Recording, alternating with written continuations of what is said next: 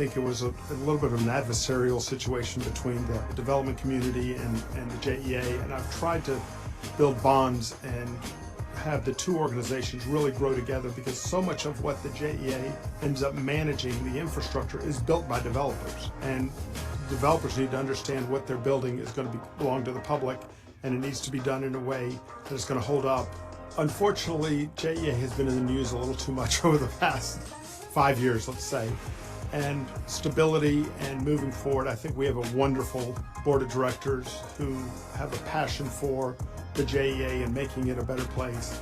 And I will tell you, the greatest thing about the JEA is the employees. They are such professional men and women who are involved to do the right thing and are always looking at the long ball, which I think is very important. Short-sightedness really hurts us in the community. And I think the JEA has always done the best job of looking long-term. And I credit that to the men and women who work at the JEA. And I want them to keep doing that forever.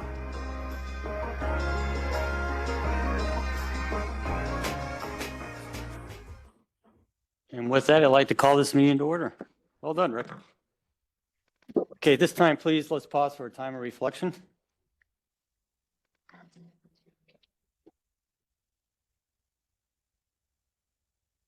Okay, thank you. And if I could please have a motion to adopt the agenda.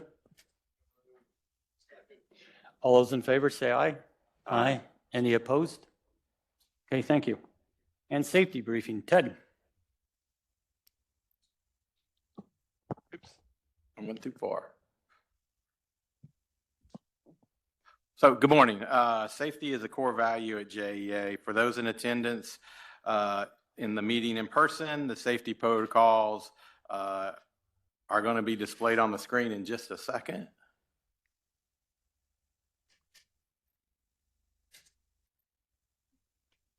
Well, I guess we don't have the safety protocols to show on the screen, but if we need to, we will go out this door this way or out that door this way. For those of you attending virtually, please be mindful of your surroundings. Thank you, General. Great, thanks, Ted. Okay, at this time, we'll do comments from the public. And first, Mr. Mark Zimmerman, please.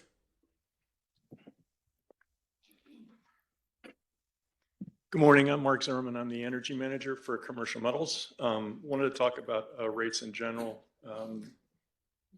Given the amount of interruptible generation that we're bringing on the system, I think we need to move away from what we've currently done for a very long time, which is average and excess cost allocations, and move more to a coincident peak, because that's what we have to build and defend the system for, is peak load, not average load. Second item is, would also like to make sure that through all the calculations that we're doing, that we don't have monies leak, unintended, from electricity into water and sewer. And then thank you all for having today's meeting. I think it helps everyone understand what's going on. So thank you. Great, thanks, Mark. And next, I think it's a Mr. Davis or Miss Davis. Davis McDonald, would it be? Okay, Davis McDonald. I'm sorry, it's your first name. Okay, please go ahead, sir. Sorry about that. Okay, thank you. Got to start off by saying I do appreciate indoor plumbing and electricity, as most people do. I'm a civil engineer. I majored in sanitary and environmental, but that was a long time ago. But I pretty much kept up with it. But after I got out of college, I realized I didn't like working in an office, so I started doing trades work. Did that in Michigan for several years, but couldn't work year-round. Effectively moved to Florida 40 years ago. Decided to specialize in underground utilities. I've laid thousands of miles of water main, sewer, reclaimed, force main, storm drainage with the appurtenances, manholes, valves, fire hydrants, water meters. I've installed thousands of water meters because it was all rehab work, funded by probably 12 different government agencies, Department of Agriculture, Navy. Well, I did a lot of work for City of Jacksonville, but then I started working farther out when JEA bought them out. But my beef is, I know you guys, it costs a fortune to build new infrastructure and to build new electrical plants and to maintain them and buy the fuel, et cetera, et cetera. Same with the water and sewer plants. Huge construction costs, ongoing maintenance and staffing costs. You got to buy the chemicals. I get that.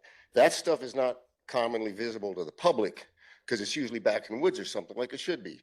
But commonly, especially my neighborhood, which is 40 years old, I've lived here 37 years, there's a lot of issues with water main leakages or service line breaks or something like that. Or sometimes you'll have a big break going on, a bigger main going down like State Road 13, something like that. But they're always overmanned, drastically overmanned. And I know what I'm talking about because I spent 40 years in a ditch with a shovel. I stayed small because I could organize it.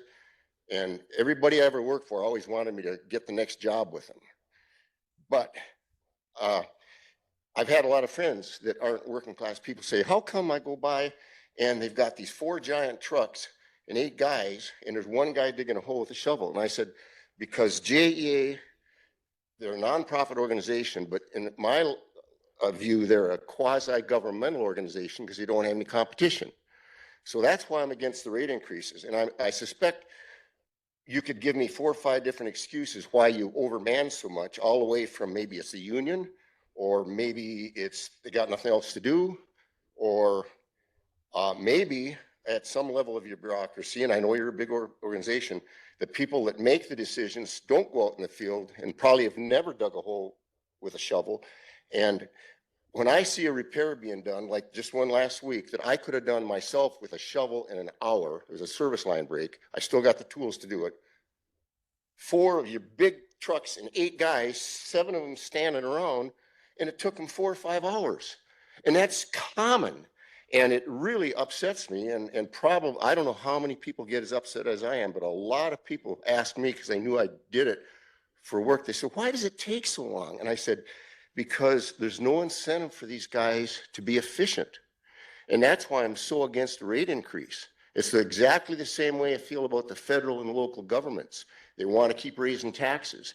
If somebody, and it'll probably never happen, but if the government worked at 50% efficiency, they could reduce the cost greatly. They could, and the same with JEA. And I don't know what your response is to that, but I, have at it. Okay, thank you for your comments. Okay, next, Mr. John Newton, please.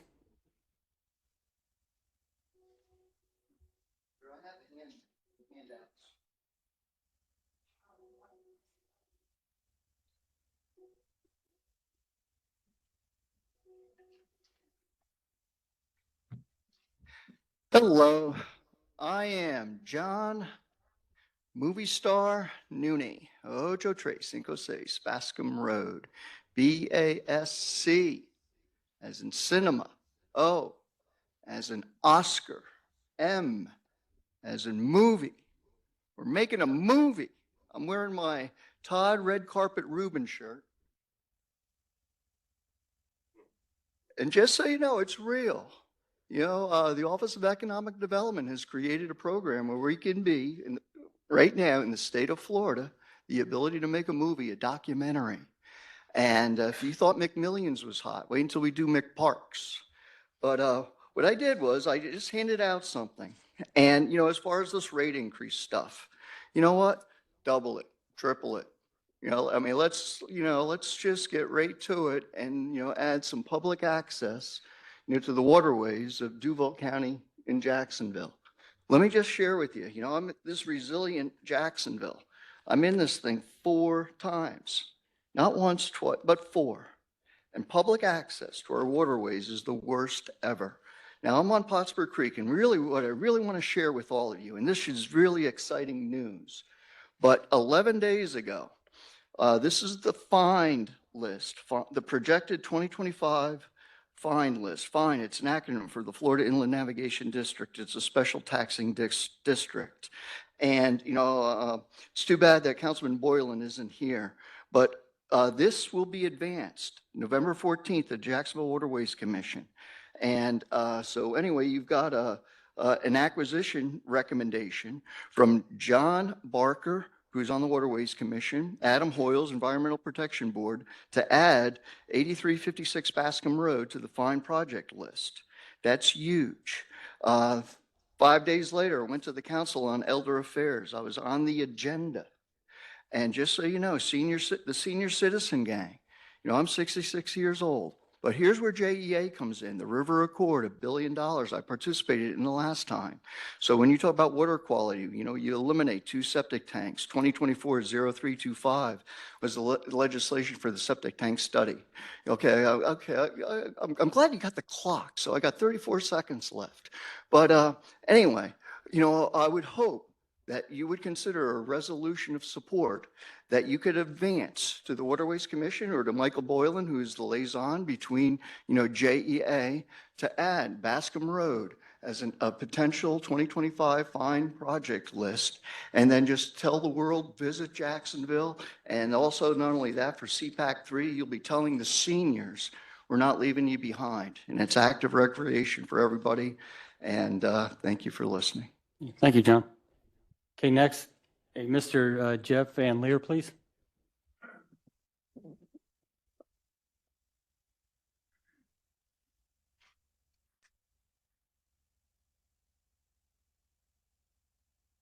Jeff Van Leer, maybe you wouldn't have to raise the rates if you gave people electricity. I got a house that I had a generator on, and JEA's got a scam going where after a year and whatever, you have to get an electrical safety thing. Georgia doesn't do it. Florida Power and Light doesn't do it, just JEA. I called 20 people that I can't get them to come to my, but they don't need to come in my house anyway. All they need to do is put a generator on the outside. I tried to contact the people in here. Customer service is clueless about anything electric. Customer service also turned my water on, that I did turn the water on, told them not to turn the thing at the valve at the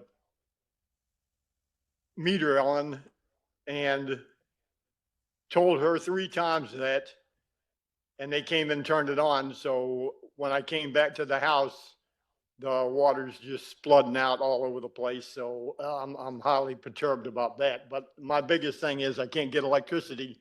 All you got to do is come to the outside, put a generator and connect something on to the outside to say, yeah, we're not going to get shocked. JEA wants to have some insurance, whatever, that they don't want to get sued, and it's for the safety of the elected. And it's like, I'll put it on myself if you guys can't, are that bunch of wusses that you can't have somebody come out there that knows about electricity and just turn it on. But I don't need somebody in my house. I've got 5 different people telling me 8 different things about what they need to check. And they want to come in now and look at every outlet. And you can't look at every outlet in my house. I got a ton of junk in my house, and people don't need to be in my house anyway. All you have to do is come to the outside. I need to find somebody that I can talk to, because everybody I've talked to so far is just customer service that maybe knows how to run a call center, but they sure don't know anything about electricity, and they sure don't know anything about water. And I'm highly perturbed that I've got to figure out what they're doing, why, when somebody says something. And then she said, well, they called. Also, I don't have any sewage because JEA won't tell me where the pipe comes into my house. And I've already gone all the way out plus 10 feet with a auger or whatever, and made sure the drain was clear, but it still doesn't clear out all over the place. And all I need to know is where the pipe connects to the pipe out in the street. And I can't find that. And of course, the city lost all the home plans for my section neighborhood of the house. So that's another great thing for Jacksonville. But like I said, maybe if you give electricity to people, you wouldn't have to raise rates. And I'd like to have somebody tell me who I can speak to figure out how to get past the scam or get a waiver or whatever. And if they want to connect a generator to the outside and clip it onto the electric and say, okay, fine, it doesn't do anything to the generator, so it must be good. I would like to have the information from somebody from JEA that knows about that. Okay, thank you.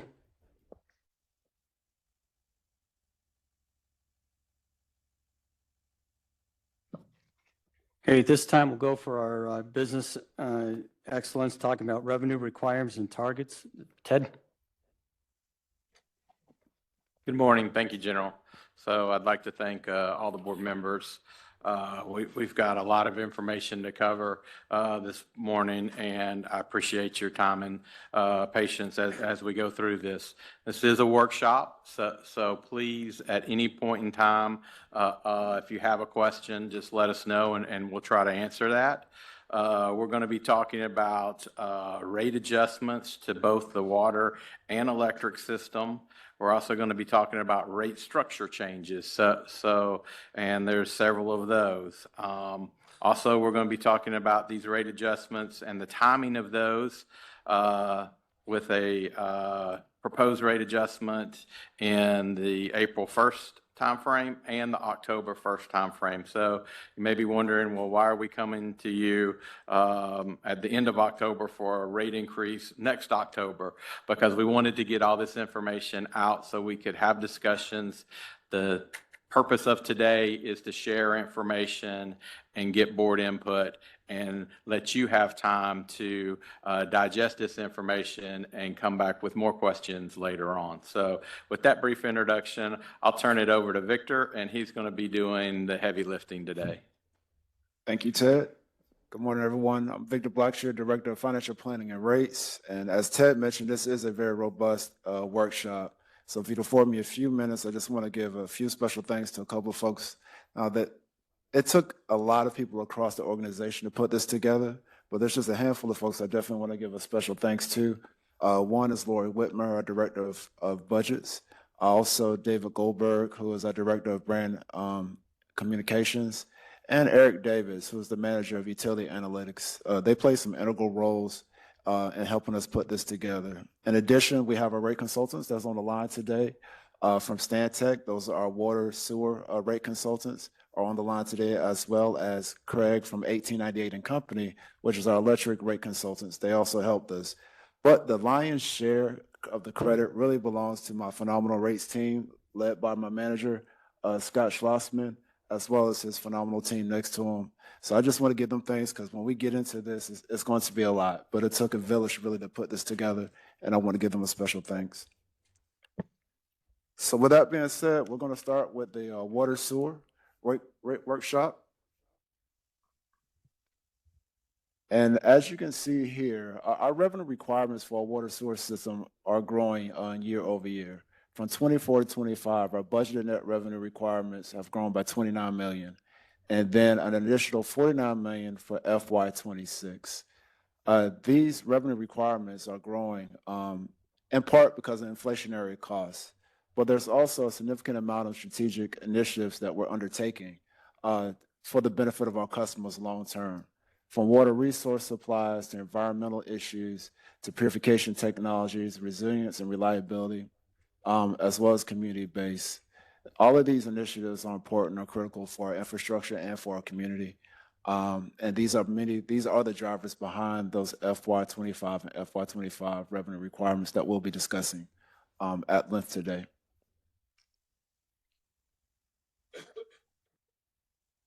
So starting with FY25, target revenues. We're going to focus in on the dotted line section for the total system. When we take our projected revenues in the upper left corner, you see our projected net revenues for FY25 for the water sewer system is $521.4 million. When we put that next to our projected revenues at our current rates today, we're projecting that we'll have $506.3 million, which leaves us with a shortfall of $15.2 million, or 97% collection of the cost. So our recommendation is mid-year, April 1st, is to raise our rate revenues by 6%, or $15.1 million, to close that gap, to bring us to 100% cost recovery. And slightly to the right of that, you can see most of that gap is driven by our water system, whereas $22.8 million short, or 91% under collected. But we believe by making these adjustments in FY25, we'll be able to obtain 100% cost collections for FY25. Now, the classes to the right, we're going to get into further details in later slides. So I'm going to skip those for now, but we will be back to have those discussions in later slides. And for FY26, when we stood up against our proposed rate increases for FY25 against our projected net revenues, again, on the upper left corner, we saw projected net revenues for FY26, $570.1 million, compared to those projected revenues of $547.3 million, which left us with a shortfall of $22.8 million, or 96% projected collection of costs.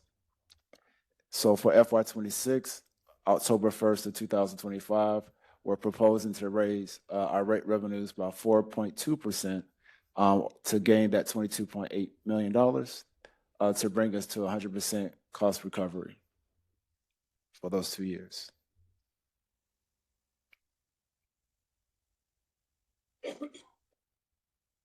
So as Ted mentioned earlier, in addition to us having recommendations to raise our rate revenues, there's a series of recommendations we also like to do for our rate restructuring, handle our rate restructures for the water sewer system. In large part in the list you can see there it's bulleted, and we'll get into all of those in individual slides coming up. But for the most part, the reason why these restructurings are here is because we haven't touched our rates, our water sewer rates, since 2012. To kind of put that in perspective, in 2012, there was no TikTok, there was no Alexa, there was no 5G. In other words, the world has changed, and it was time for us to take a hard look at our rates to see how they align with our industry practices today. So we have a series here, and we'll cover each and every one of them one at a time. Beginning with the basic Hey, monthly charge. Victor, if I could ask a question. Yes, sir. And again, probably more appropriate for the end, but should we have in our procedures a periodic review of our rates so we don't wait till, last one 13 years ago, or 12 years ago or whatever? It may be a statement of the obvious, but maybe there's a reason why we waited so long too. I don't know. Any thoughts on that? No, absolutely. I 100% agree. And in our pricing policy, we are required to, or we're asked to look at our rates every 3 to 5 years. I can't speak for the past, but going forward, we would definitely be reviewing these rates on a more regular basis. Internally, we're having these rate conversations and rate revenue conversations on a regular basis. But as far as elevated before the board, we definitely will increase the frequency so we won't have to wait as long and have such a major impact.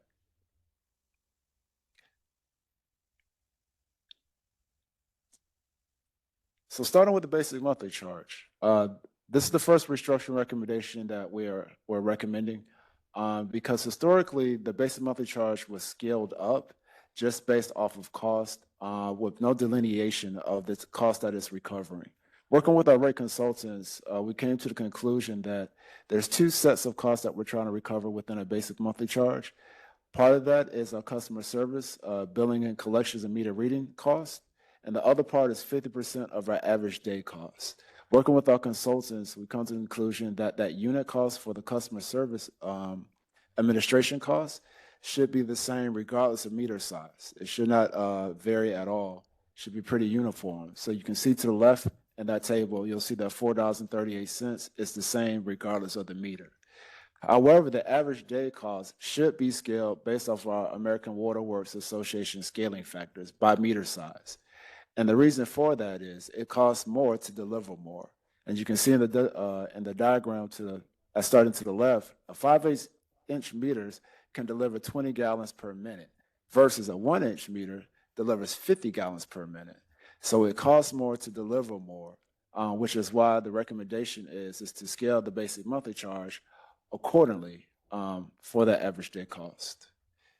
And these recommendations and this restructuring will be represented in several slides for all of the classes as we continue to go through the presentation.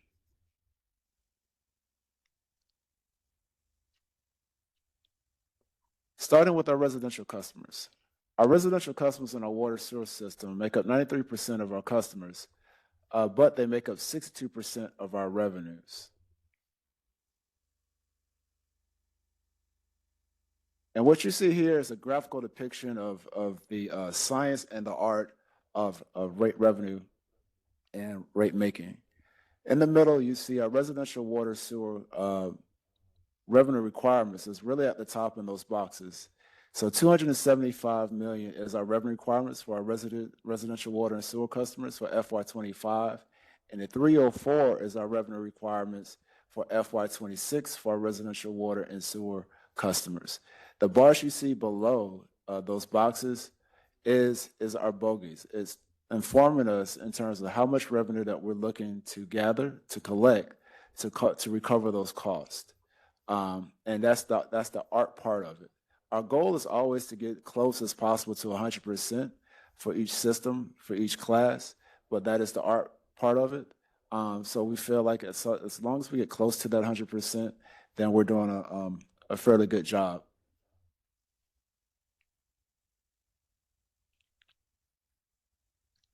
So our next rate proposal is our residential sewer rates. Historically, it's been a two-tiered sewer rate with a 20 kgal sewer cap, excuse me.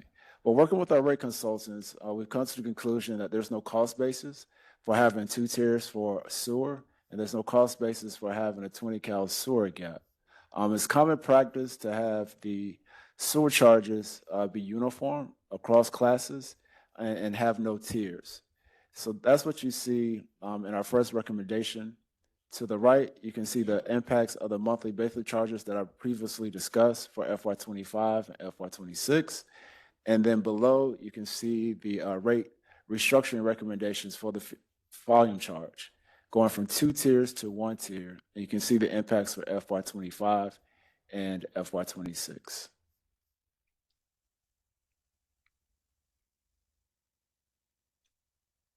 The next recommendation that we have is to change our tiers for our residential water. Historically, we've had 3 tiers, and now we're recommending 4 tiers. With the logic that you can see to the left below the graph as spelled out there, that first tier is to supply enough indoor domestic water for 2.5 persons per household. The second tier is to provide additional allowances for the indoor domestic use of larger families. The third tier is for reasonable amounts of discretionary irrigation for properties. And then obviously the fourth tier is for any irrigating water, or water, excuse me, not irrigation, but water that exceeds 15 kgals. Again, to the right, you can see in the upper right-hand corner the impacts to the basic monthly charges for FY25 and FY26. And then below, you can see the rate restructuring recommendations and its impacts below, going from 3 tiers to 4 tiers. And you can see the recommended rate changes there. So Victor, just, excuse me. So tier 1 is the blue and the light. Oh, so you're lowering tier 1 from 6,000 to 4,000? Yes, sir. In the new. Okay. Just trying to understand. Yes, sir. And then, yeah, from 6 to 4. You're compressing them. And compressing them, yes. Yes. Part of the strategy here is we know our water is a valuable resource and a scarce resource. And we want to make sure that our households have sufficient water inside, but also send a signal to those that are using abundance of water, which is why we thought it was appropriate to line it up with indoor use first and then scale it for those customers in irrigation.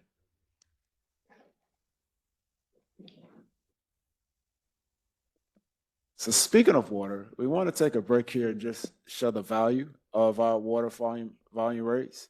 As you can see, for 1,000 gallons of JEA water, which with our recommendations, it costs $1.67 or less than the bottle of a water that you can get at a convenience store. And what that means is for 1,000 gallons of water at $1.67, you can take 25 baths, 47 showers, wash 25 loads of laundry, or you can sit on the throne for 625 flushes. So it's a really good value, and we thought it was appropriate to inform us of how much we can get from 1,000 kgals of water. Now, when we put all this together, we can see for a 3/4 inch meter using 5 kgals the bill impact for a residential customer. For FY25, we anticipate per month that the bill can go down by $1.04. And then FY26, it will go up by $3.94, again, focusing on the bill compare in the middle. In addition to water and sewer, in addition to the bill compares, we also stood it up against our CPI. When we compare If we would have kept up with the rate of inflation back in 2012 to today, you can see here that our bill would have been 37% higher than our recommendations today. And that was an eye opener for us. And again, this is just additional information we thought was worth sharing with the board. How do you compare to what you'd see as your a comparable community? I mean, where are we? Yes, sir. We are, there's a slide later on in the end, but we're definitely still in the lower tiers of our surrounding major cities in the state of Florida when you combine our electric and our water together. So we're still, from a residential bills perspective, we're still competitive. The other question I have, and it's we're talking about a capital intensive business. And if you think of a capital intensive business, you know, where are we as far as our infrastructure compared to other competitors? I mean, we're building this new plant that should reduce sludge. We're spending a lot of capital dollars. You know, are we 70% complete of those dollars needed to be spent? 60%, 80%?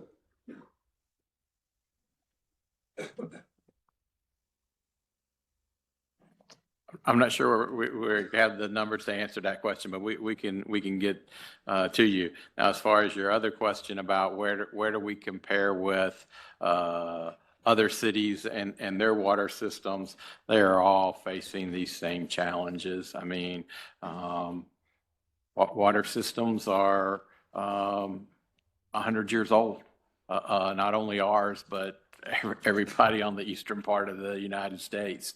And so we are all facing those challenges. You know, I think with Florida, well, that's probably not fair. Some areas have more challenges based upon the availability of water that they can make clean for their customers. Other areas have abundant sources, but so that also makes a difference as well. I'd also add that the capital budget for next year is just under 570 million.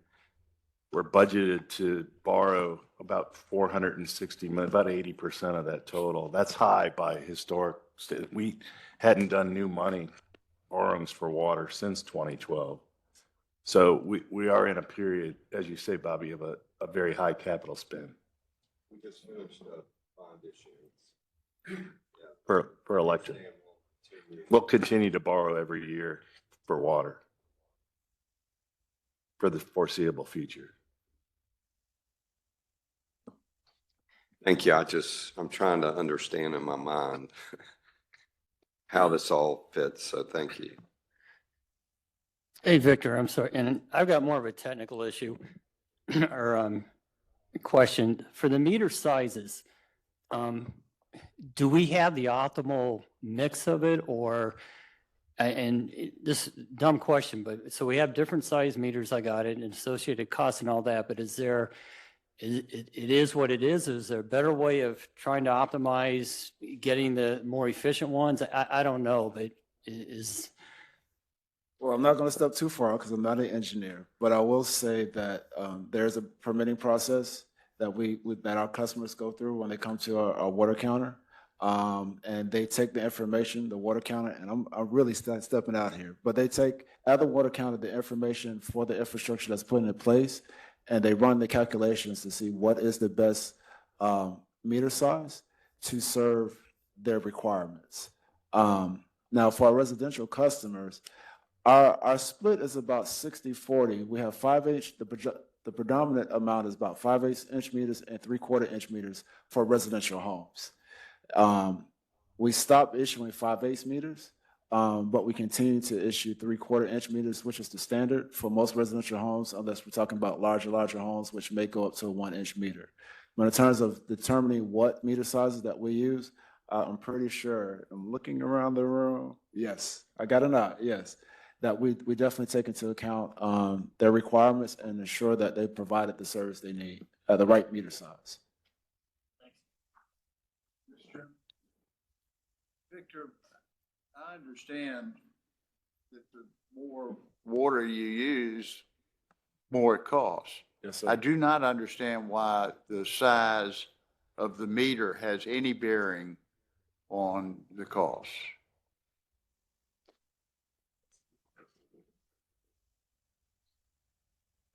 Okay. So my understanding, and again, I am not an engineer, but I'll give it a shot. My understanding is that those meter sizes are attached to the tap, and they match the size as close as possible to the tap. So a 3-inch meter, a 3-inch quarter meter, or a 1-inch meter matches the size of a 1-inch tap. And then likewise, as the size of the taps get larger, like a 1.5-inch or a 2-inch, then for a 2-inch tap, we need a 2-inch quarter meter. So it's to mimic or to match the size of the tap, unless we're talking about 5/8 and 3/4 inch. So it's really the meter size, just an indication of what type of tap we have to the system. So it's less, to my understanding, it's less about the meter size and more about the tap, but we charge by the meter size. Does that make sense?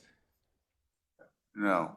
So if we're running a 4-inch line down a road as opposed to a 1-inch line down the road, the 4-inch pipe is more expensive, costs us more to keep the pressure in a 4-inch pipe than it does a 1-inch pipe. So that is why we're moving those costs, and that available flow that you have out of that meter is why there's a different cost. John, that's a good question. The way I had interpreted it is, forget the meter.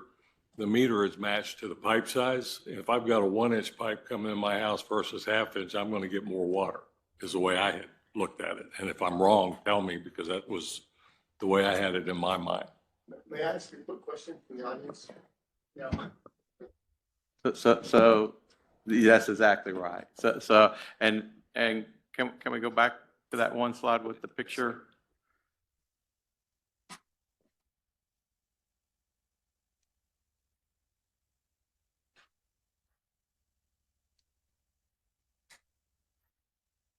There we go. So that's why we wanted to. I'm not sure who on the team put this together, but I love this slide. So the fact that a 3/4 inch is only 25% bigger than a 1-inch, kind of in your mind, but the fact that it'll flow almost twice as many gallons, right? And so that's that scaling ratio that we're using on the third column there with the average day scaled amount in figuring our basic monthly charges. So the idea that, a 1/2-inch, a 2-inch pipe is twice as much as a 1-inch pipe. No, it will flow a lot more water than a 1-inch pipe. I get that. Okay. But and maybe I'm just missing the boat completely, but it seems to me that we've got a BMC, a basic monthly charge. And that has to do with billing and maybe the initial costs of the meter and the pipes, but not the volume. We charge separately for the volume that's consumed. Is that correct? It is, but it's the capacity of that volume that we're charging for. So the fact that you can flow that much more water through the larger pipe than the smaller pipe is what we're charging for, and the cost for that capacity. And is that justified? So it's a standard industry practice. This is right out of the AWA's M1 rate setting manual. Yes, sir. Okay. We have Andy from Stantec on the line as well, and he can chime in from an industry practice standpoint, if you don't mind. Andy, are you online? Yes, sir. Board. My name is Andy Burnham with Stantec, and consistent with everything that Victor and Ted was saying, The predominant rate structures across not only Florida but the country are two-part structures like this that have a base monthly charge that scales by meter size, as well as variable rates. And in Florida, those are often through tier structures. And in many instances, these base monthly charges are intended to capture, some portion of the system's cost associated with average day demands or even fixed cost, and other portions are recovered through the usage rates. So this type of structure that goes by meter size and is scaled based upon the average use by meter size to capture part of these average day costs is very common throughout the industry, and is in fact a pretty data-driven approach to establish these charges, more so than perhaps what we've seen in some other communities. Okay, so I think I was making the mistake of the flow rate, so 50 gallons per minute. If I have a 1-inch meter, okay, I know I'm paying more because of the increased flow rate, but for what I need it for, I don't need to keep it on for a minute, as opposed if I was using the 5/8 20 gallon per rate.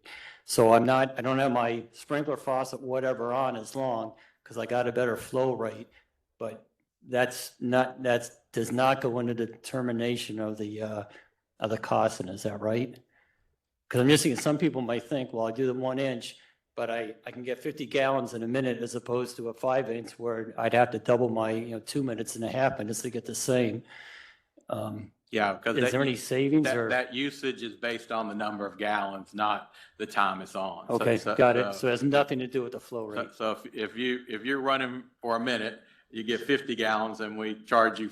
Now that's not figured into this basic monthly charge. That's a separate, the usage charge, but we would charge you for 50 gallons. If you ran your spigot for a minute on a 3/4 inch, we would charge you for 30 gallons. Okay.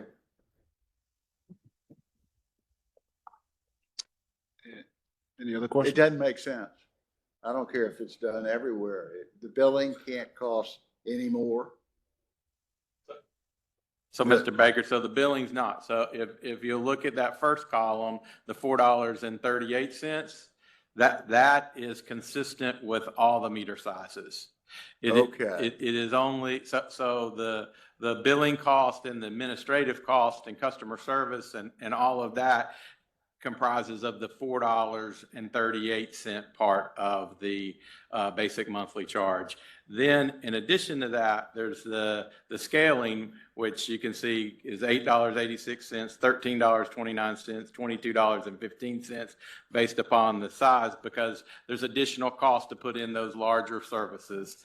And so then you add the two together to get the what would be the basic monthly charge. So it's not 100% based on that. Part of it is based on the everybody pays the same kind of concept, and then part of it is based upon the meter size. Thank you. That helps. That's.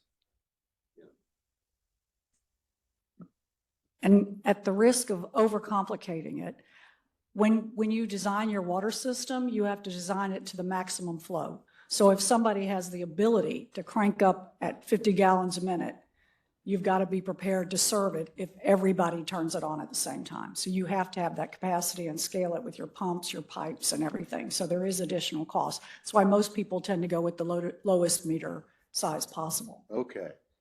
Thank you. It's not the size of the meter. That's just an indicator of the need.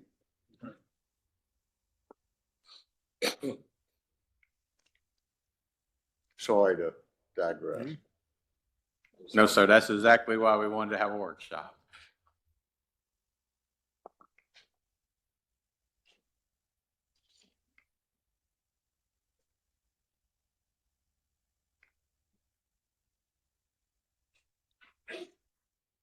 Okay, great dialogue. So in addition to the indoor domestic use, we also have restructuring recommendations for our irrigation, for residential irrigation, from going from continue to maintain the 2 tiers, but lowering the first tier to 7K gallons, and then the second tier is anything above 7,000 gallons of water. And again, working with our rate consultants, we determined on doing a GIS study of our average lot sizes in this Jacksonville service territory, JEA service territory, we determined that 7,000 gallons was a reasonable amount of discretionary irrigation for typical properties, which is where we put the break point for our first tier. And then our second tier is 7K gallons and greater. And again, like the other slides, you can see the impacts for the basic monthly charges based off our new recommended rate structuring in the upper right-hand corner. And then in the lower right-hand corner, you can see the impacts to the irrigation volumetric charges. So this is for potable irrigation. As we were doing our studies, we took a look at our retail reclaim irrigation, and we're recommending not to adjust those rates at this time to give us some more time to do a deeper dive into the level of service and the proper way of collecting those cost recoveries for reclaim service. Victor, in the past were the reclaimed and the potable on irrigation, were they the exact same? They were. And they are. Technically, they are the same today. But as we progress through this rate workshop and we get to the rate hearing, and if the board approves these adjustments, the rate for the reclaiming rates will stay the way they are today, but the portable irrigation rates will go according to the recommendations here. Thank you.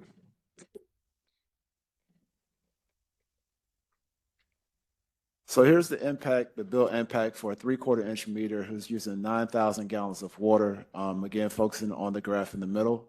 In the first year, it would impact the bill by $12.83 a month. And then the second, FY26, in the second year, it would impact the bill by $5.27 a month.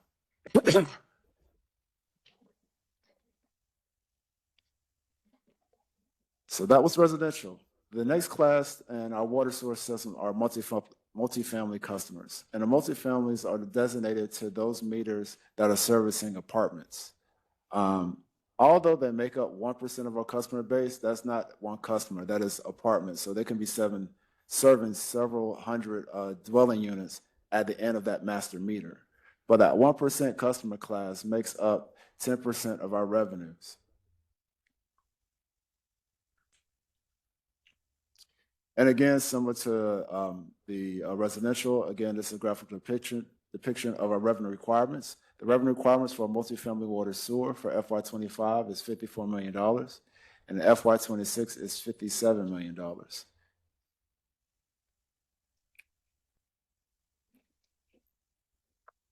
So our multifamily composition is made up of, again, about 3,500 customers of all meter sizes, as you can see to the right, from 5-inch meter to 10-inch meters. 73% of our multifamily customers are 1-inch or greater, and they make up 98% of our total usage.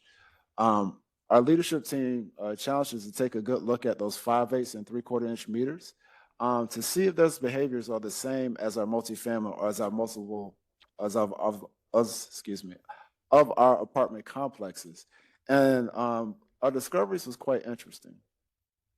When we took a look at the usage patterns for those smaller meter sizes, we saw that those usage patterns more mirrored the residential class than it mirrored in the multifamilies, which is apartment classes. In large part, these smaller meters are serving like duplexes, maybe one at the max 4 dwelling units at the end of those meters. So when we took a look at that, we realized aligning the connections to costs, it revealed that it was going to put a significant burden on those multifamily counts with smaller meter sizes. So our recommendation is to reclassify those smaller meters, the 5/8 and 3/4 inch, to the residential class.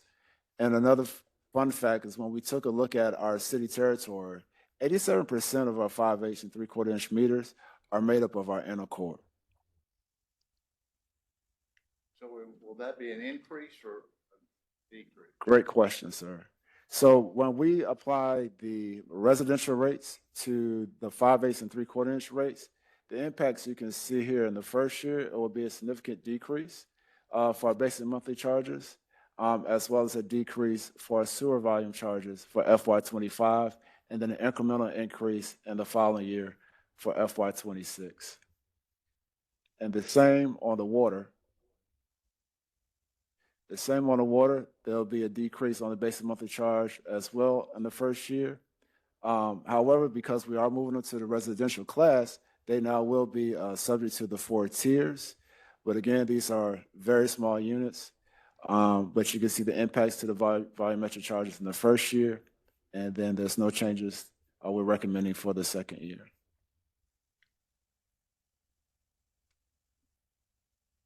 So, Mr. Baker, to address the question when you put it all together, is in the first year, we anticipate that 5/8 meter that's using 4K gals, that bill will go down by $21.30 in the first year, and then an incremental increase the following year, $2.81.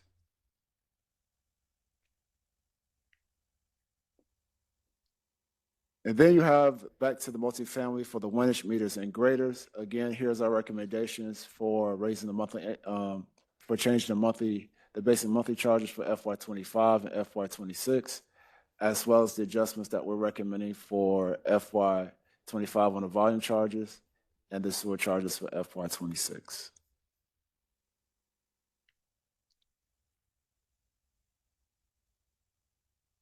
As well as the water. Likewise, the recommendations for FY25 compared to the recommendations for FY26. I still ask the question is how our comparable competitors, where do we stand on multifamily?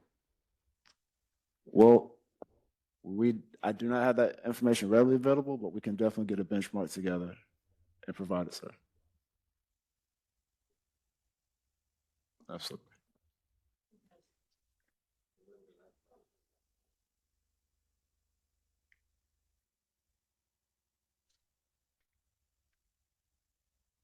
So here's another bill compare for an 8-inch meter using 950,000 gallons of water.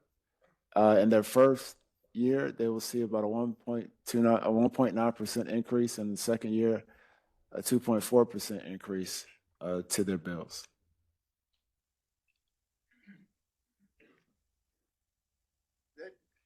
I thought the increases were way bigger than that. But where am I missing it? No, sir. This is multifamily. Yeah. And the impacts for this meter size.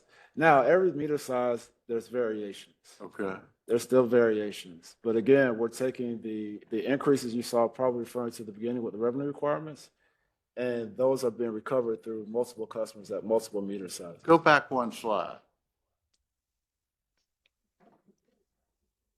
I'm looking. Okay, the 8-inch on the water basic is small relatively. Yes, sir. On the volume, it's pretty, well, it doesn't matter, I guess. But the earlier ones are, 8, 9, 10%. That's what throws. Okay. Yeah. The earlier one was the residential irrigation customers. I'm talking about the 1-inch. See, you've got going from 4603 to 51. That's more than a 10% increase. Yes. Are you saying that may be true, but most of the apartments are 8-inch? No, sir. The majority of the apartments are 1-inch meters. Let me back up one. Well, the most of apartments, but the numbers are small. Yeah. I mean, you're talking about 4 or 6 units. Yeah. Yes.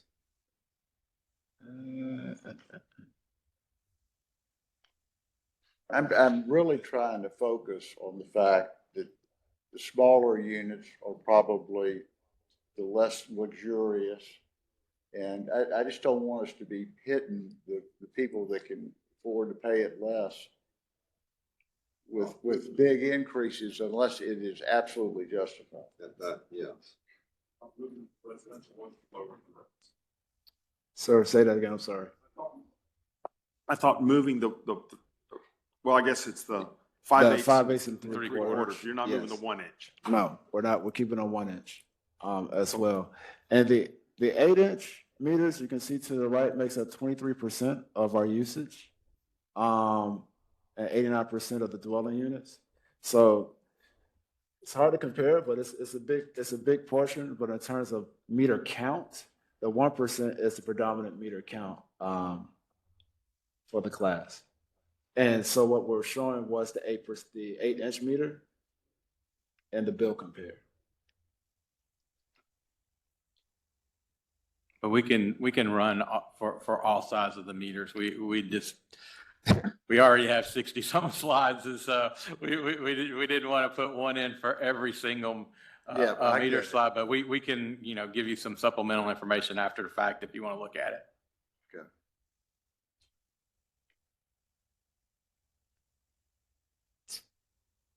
Okay, which leads us to our final class for water and sewer, which is our commercial class.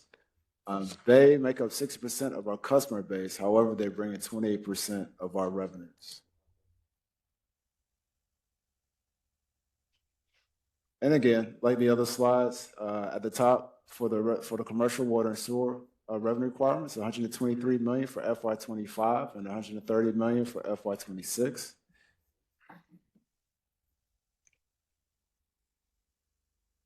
And so here's our proposed recommendations for those classes as well. Again, FY25 is on your left, FY26 on your right, in terms of our recommendations for the basic monthly charges, as well as the volumetric charges below.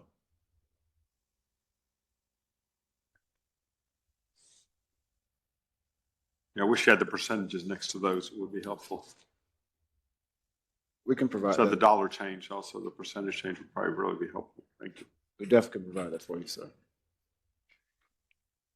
And then for the water, here's also the recommendations for the basic monthly charges as well as the volume charges.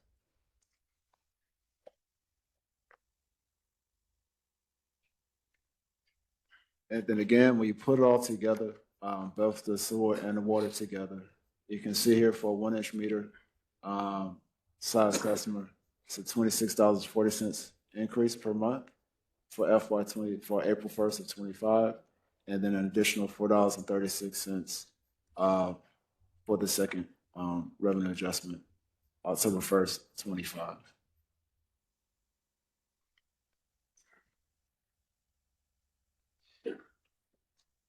And then the same logic that we discussed concerning residential irrigation, we also applied that same logic for commercial irrigation as well. And to the right, you can see the recommendations for the basic monthly charges again for FY25 and 26, and the volumetric charges also for FY25 and 26. And just as we stated for the residential irrigation, we're also recommending not changing the reclaim irrigation charges for the commercial as well until we can conduct another rate study to ensure that we have the proper cost recovery mechanisms in place.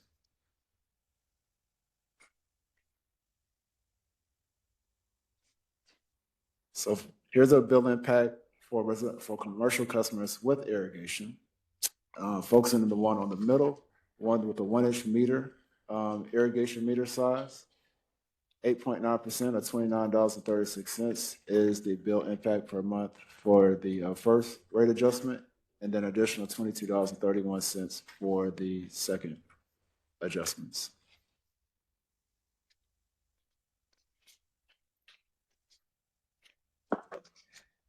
Now, we've gone over the more common retail rates for water and sewer. However, there are some other commercial ancillary charges that also needed to be addressed. And that's what we're going to go through quickly to cover our recommendations for these more ancillary charges. As a reminder, our sewer surcharges are charges that we apply to our customers that are supplying greater than domestic strength sewer levels back to the plant.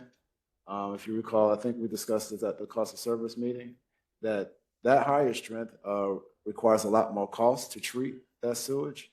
And the customer base is about 110 accounts. And so our recommendations is to incrementally move those up as well, those charges, to get closer to the cost recovery for that service. As you can see outlined in the charts to the right.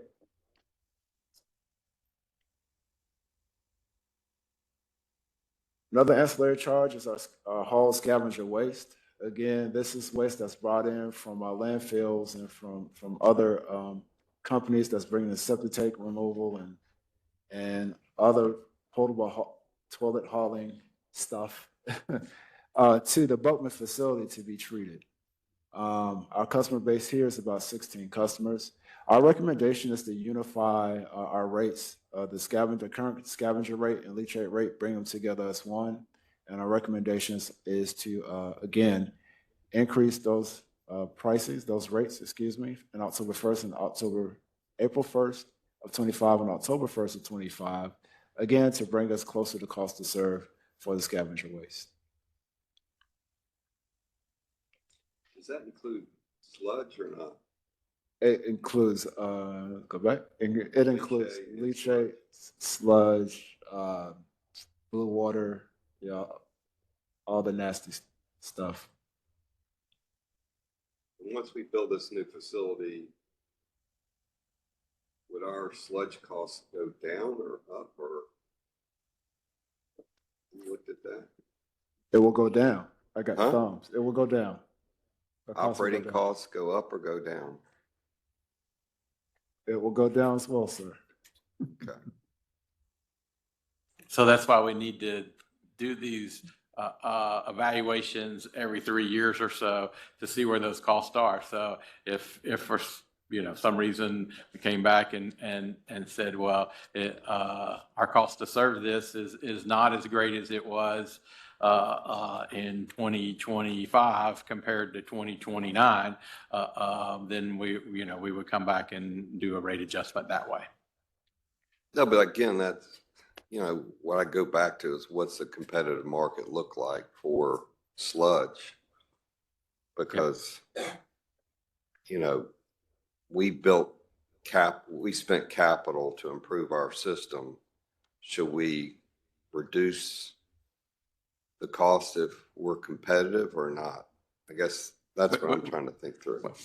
We can look at that also, and please don't lose sight. I don't know if that makes sense or not. I'm just trying to think through this. And we're talking about 16 customers in this area right here, so. But they're big, it's a big operating cost for us, and we spend a lot of capital on it. Yeah. Should we be charging? Sure. And that all figures into the rates as well. Okay. Thank you.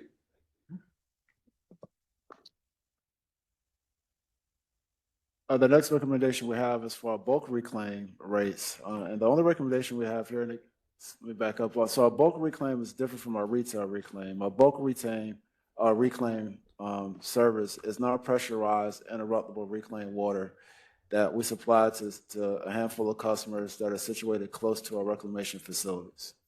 And the only recommendation we have here is, again, just unifying the cost. Currently, right now, we have two rates, and we're recommending at this moment just to unify it to the 28 cents per kgal rate. But again, with the purview of having an additional study to see how the best way to recover our costs to supply this service also, similar to the retail reclaimed water as well. What is an example of one of those customers? What is that? You have golf courses. There's a couple of schools, large HOAs where they're nearby facilities, and we take the effluent water and we just put it into the ponds, and they pump it out as they need. Okay.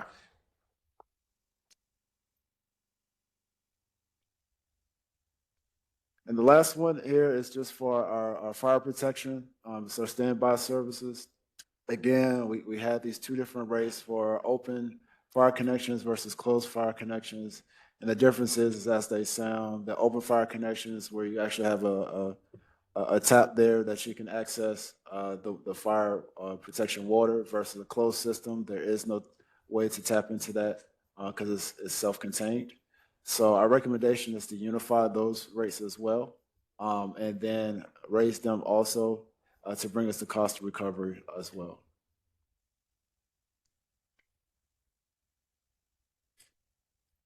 So that concludes the water and sewer portion of our workshop. Is there any additional questions? Yeah, I just got one thing, and I think John Baker brought up a good point, and I just want to, my take on when we're talking about the multifamily dwellings with the 1-inch meter, And then the 10% rate increase for that demographic, if that demographic is more of our financially challenged customers, that sort of has me concerned. I don't know if that was John's point, but I think we looked at, yeah, the multifamily dwellings.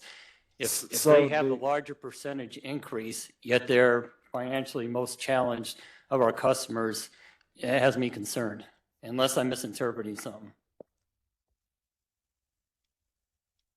We'll definitely take a hard look to.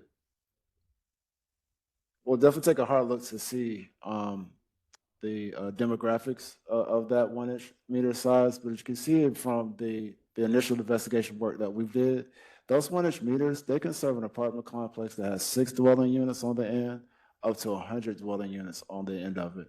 So it's a little bit more challenging to determine the makeup of a customer that size versus the 5/8 and 3/4 inch. When we did our study there, it was pretty quick to identify these duplexes and quadplexes there, but we can take a harder look and see what is the demographics of that 1-inch meter. Victor, if I may, question that would be worth noting as well for the board is just the fact that there is a fairly substantial volumetric rate reduction for the sewer charge for multifamily does offset a significant amount of that increase in the fixed charge for a 1-inch account. So just keep that in mind. So when you do those bill calculations, the impacts will overall come out fairly similar to that 8-inch example that's shown and more consistent with that kind of overall class average. It won't be the same for everybody because of that difference in usage and number of units and meter size combos. But generally speaking, that variable rate reduction on sewer is going to offset those fixed charge increases that were pointed out. Okay, thanks, Andy. And the other thing, General, is you think about these smaller units are in older neighborhoods, some good, some bad. You know, some of them. So I think we should think through generalization and make sure we have the facts before we, think through. I think it's a great question, John, but I think we should get as much facts in that process. But I think the thought is if it is taken, our more challenged people, we all want to make sure we're smart here. But let's make sure we're just not, generalizing that thought process. One question, I saw it several times in the presentation, bulk 1 and bulk 2. What's the difference between those? Yes, sir. And volume? Get to that size. No, it's not the volume.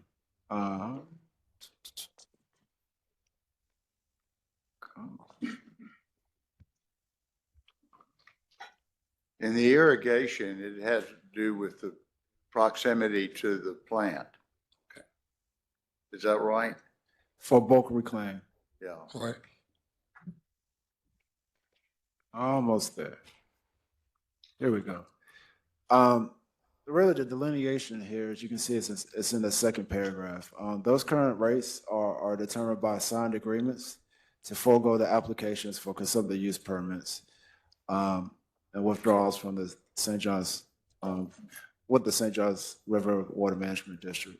That's the delineation between the two. It's just one set of customers have signed the agreements and the other set of customers did not. Got it. All right. One sale contract. Right. Thank you. And as a comment, I'll go back to the chair's comment very early in this. If I don't raise my rates every year to my customers, I go 3 years, 4 years, and then I go up 5%.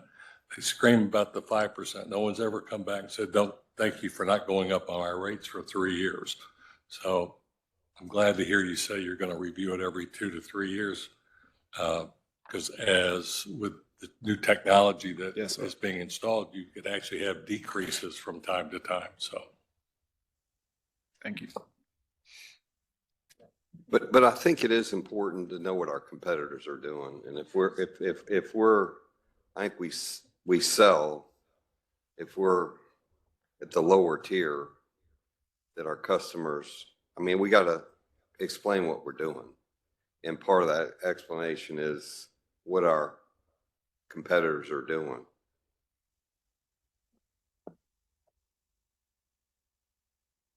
And we'll get you that information. Quite a bit on electrical, but haven't really seen it on water and sewer.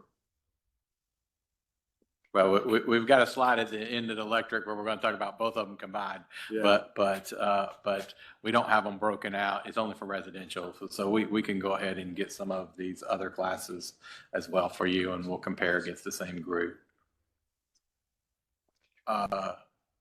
General, we had thought that if we were going to take a break during this workshop, this would be the ideal time to do it. If you want to keep plowing through, we can, but if you wanted to take a little restroom break for 5 minutes. Yeah, let's do a 5-minute break. Thank you, sir.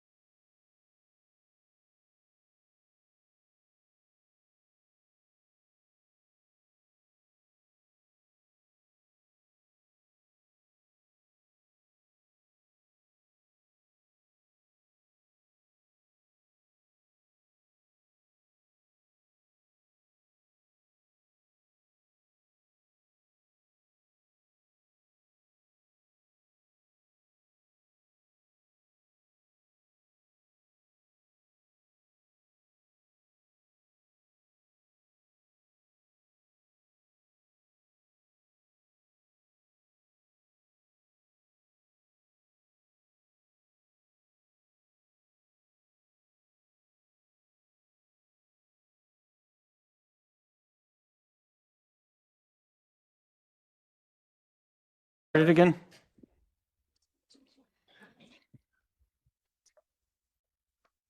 Okay, Victor Blackshear back again. Starting with now we're into the electric system rate workshop. Starting again with our revenue requirements.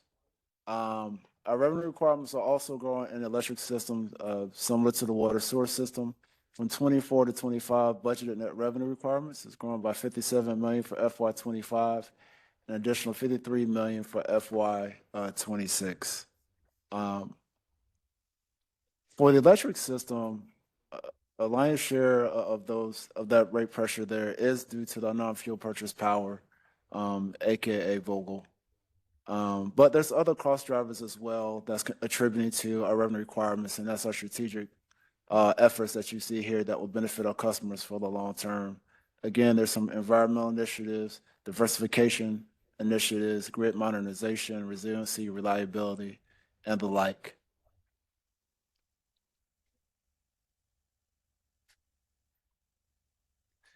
So similar to the water sewer side, I'm gonna just focus for now on the total system.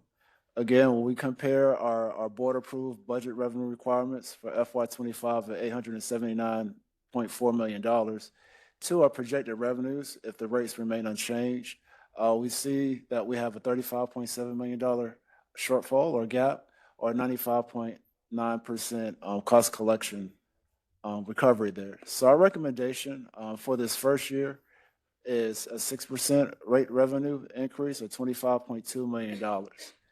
Now, I'll call to your attention in the red box below, you can see that we're not recommending to collect the full $35.7 million, which leaves us with that $10.5 million difference there. And the reason for that is FY24 resulted into a higher sales than we projected in revenues, and we believe that's going to help us smooth things over until we get to FY26 to recover the rest. Now, I'll get into greater details when we're talking about the residential and commercial industrials in the following slides, but we thought this would be the best approach to keep our bills modest and affordable for our customers. And then at FY25, when we stand up our projected revenues with our recommendations, again, you can see that we have a shortfall here of $39.7 million, or 95.7% collection of costs. And this is where we see us reaching 100% cost recovery in that second tranche by raising our rate revenues by an additional 4.5% or $39.7 million.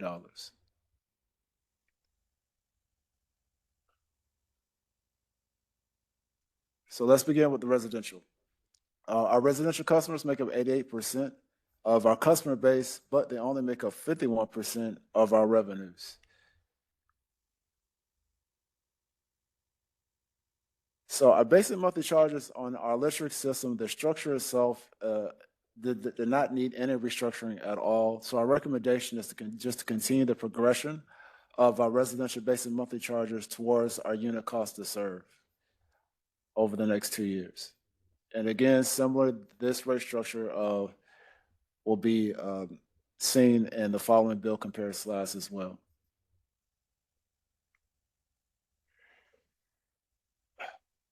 When the team took a step back and took a look at how our household is consuming energy, you can see here based on this chart that 48% of our household energy is really being driven by heating and cooling, and 23% is driven by appliances, which was telling. So our energy efficiency, appliances, and conservation can really make a difference with our customer monthly bills. And we took that in context and thought about our rate structure. And we're recommending changing the rate structure from a single energy charge to a two-tier energy charge. And by making this conversion, we believe it gives the opportunity to keep our electric bills affordable for low-use customers. Since the largest loads of our low-use customers tend to be from air conditioning and refrigeration, we think this was a great place to put a two-tier structure in at that 1,000 kilowatt hour marker. We also did take a look at our Florida benchmark utilities, and that is very common for them as well to have a two-tier structure, and the most common tier is at the 1,000 kWh mark. Working with our utility analytics folks, the data revealed that 59% of our customer bills are at 1,000 kWh or less a month. So this two-tier pricing structure sends a price signal to our higher use customers to conserve, but again, it keeps it at a really affordable level for our lower use customers. Again, just want to show you the value of a residential energy charge with our recommendations. So we're recommending that first tier to be 7 cents a kilowatt hour, approximately 7 cents a kilowatt hour, and the second tier to be approximately 8 cents a kilowatt hour. So if you take 73 kilowatt hours of our JEA electricity, that equates to about $5 in energy charges, about the price of a latte from a coffee shop. But what that means in terms of electric use, that means you can cook for 37 hours, you can wash dishes for 61 hours, you can refrigerate your food for 405 hours, or you can sit on the couch and watch Netflix to your heart's content. So again, I think it's a pretty good value for the services that JEA provides. So here's a bill compare. Our residential rates. The tops are the rate recommendations for FY 25 and 26, but what I want to focus in is that 1,000 kilowatt hour level for our bill impacts. The first year in FY 25, it will have a 3.6% increase to the residential bill, and then the following year, a 5.4% increase in FY 26 when you put everything together.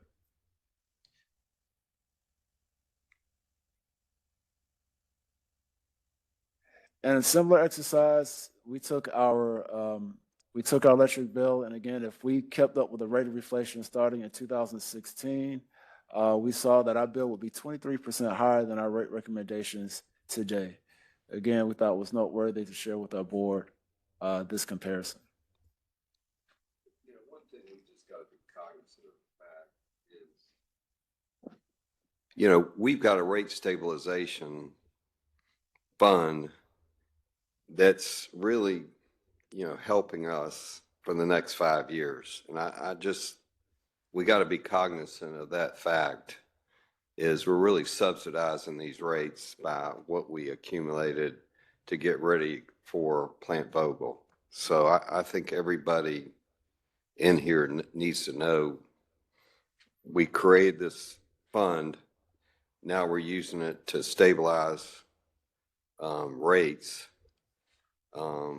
So we are benefiting from something that was a smart thing to do, but it's not real rates.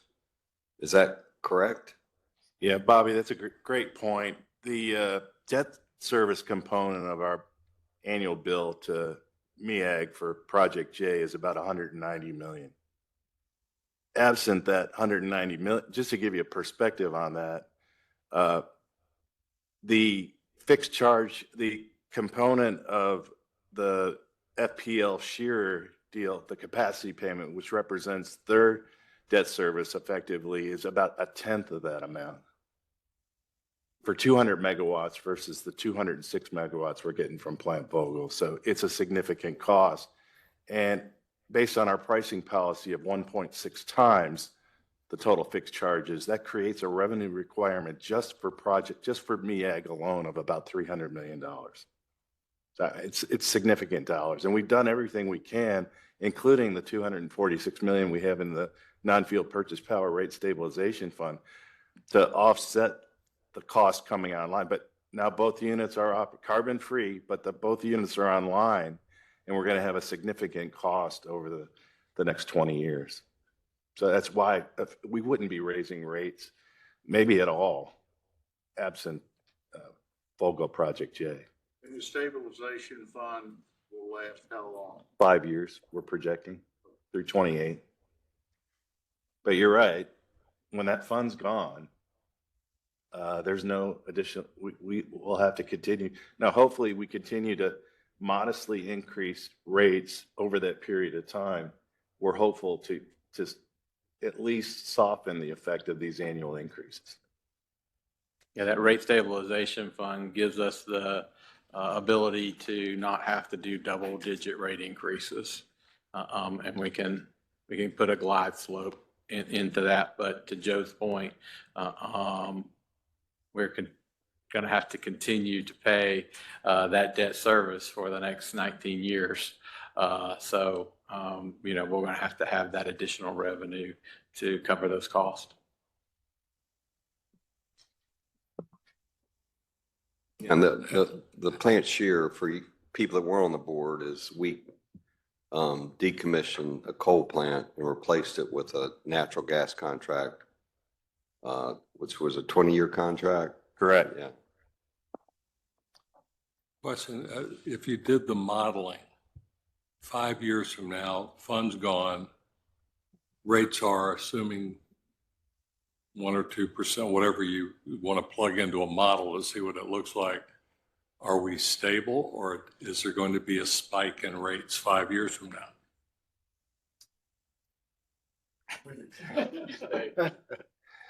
We should be stable. So The increases should be, I think increases will be required, but we should stabilize. Yeah, we'll still be coming with, it's hard to project 5 years out, so don't hold me to this, but in that 4 to 6% range, possibly. But we won't, after the stabilization fund, because the way we're spending is we're going to spend a good bit and then a little bit less and a little bit less and a little bit less, and we're kind of weaning ourselves off of it, right? So that by the time that is gone, we won't have to come back and say, oh, well, now I need a 12% rate increase, right? That is our plan. I'd love to see the model at some point when we're talking about rates. I'd like to know what and I know 5 years is hard to predict, 20 is almost impossible in today's world, but to have some idea. But we need to provide 10, because then you see the impact of the placeholder for the new combined cycle. And that's an imperative, because that'll have a big impact on our borrowing needs. Because rates are really set up around recovering our cost of distribution, transmission, and our other, but they're not really set up to be sufficient to cover the cost of a $825 million combined cycle facility. Yeah, so this, got to get through the Vogel up, so to speak, and then on the tail of that, we will have this new combined cycle plant that will be paying, you know, debt service for that over the next 30 years. But that combined cycle is like 60% more efficient than what we got today, right? Just to give you a comparison, the heat rate at Northside 3 is over 11,000, and Brandy Branch is about under 6,000 now. No. But It's at 7. The long-term costs, I mean, it's substantially less expensive for us to produce our own electricity than to buy it. So even with that, recapturing that capital. Is that correct? It depends on where the price point is. We're buying it when the cost to buy it is cheaper than running Northside units 1 and 2. So You still have to have in place production. For base load, that is exactly right. For peaking, it's a little bit more difficult. I think it's important that we see that model. Yes, sir. And I think just from a more strategic thing, just based on what we know is coming, 2028 with the rate stabilization going out, we just got to have a good strategic communications plan on sensitizing all our stakeholders and what's ahead, so it's not sticker shock come 2028 or whatever. I know I'm speaking the obvious, but. But the other thing, General, is I agree with this as an exercise we should do, but we also have some replacement needs, and we've got to be smart, and that's coming on board. So this is a capital intensive business that we've all, you know, we just got to make sure we're keeping the fleet in a good shape. Now, we've signed some good PPA deals, but I think everybody's got to be sensitive to the fact that you don't want, you know, counting on out of system power. Yeah.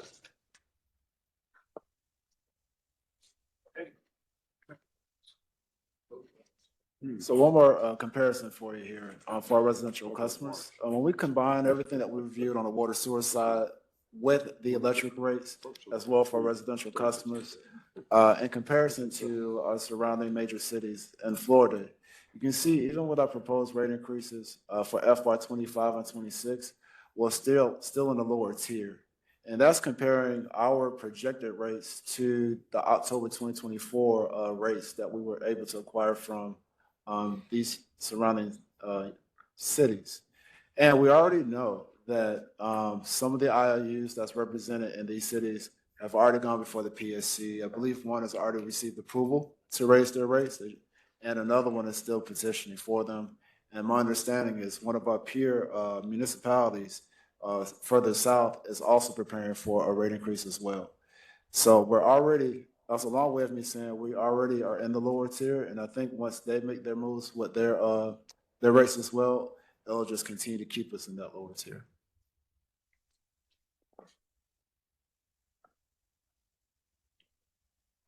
And that was based on the 1,000 kilowatt customer. Yes, this is based off of 1,000 kilowatt customers with a 5-inch meter using 6,000 kgals. Okay, Or thank you. 6,000 gallons. 5/8. 5/8, yes, sir.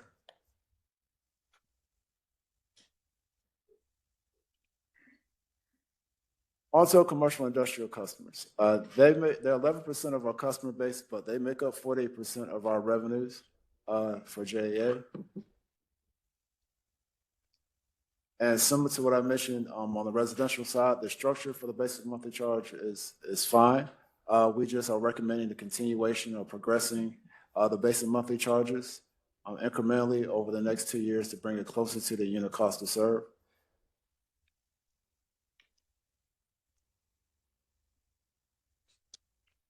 So here's the bill impacts for our small commercial base rates. Our recommendations, you can see here, I'm gonna focus to the actual bill segment impacts to the right. For 6,000 kWh, it'd be a 6.4% impact to the bills April 1st.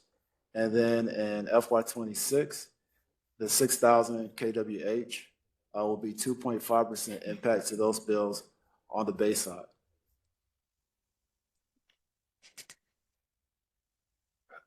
For a large commercial customer base rates, you can see the numbers are hovering around 0%. The reason why it's not exactly 0% is because, again, we're progressing the basic monthly charge to get closer to the cost to serve for that unit cost, but we're offsetting those increases by lowering their energy charge to keep it revenue neutral.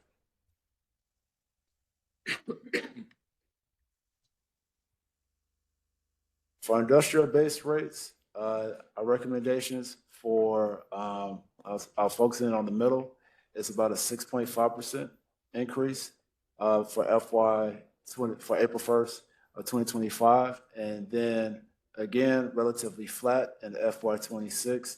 And again, that is for the adjustment by raising the basic monthly charge, offsetting it by lowering the energy charge.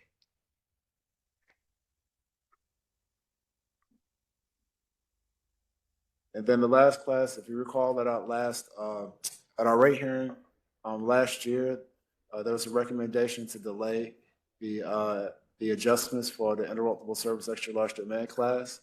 So there's a little bit of catch up here, which is why you see the rate increases for April 1st. It's a little higher at 7.3%, depending on their usage. For the first year, an additional 2.6% increase for FY 26, give or take.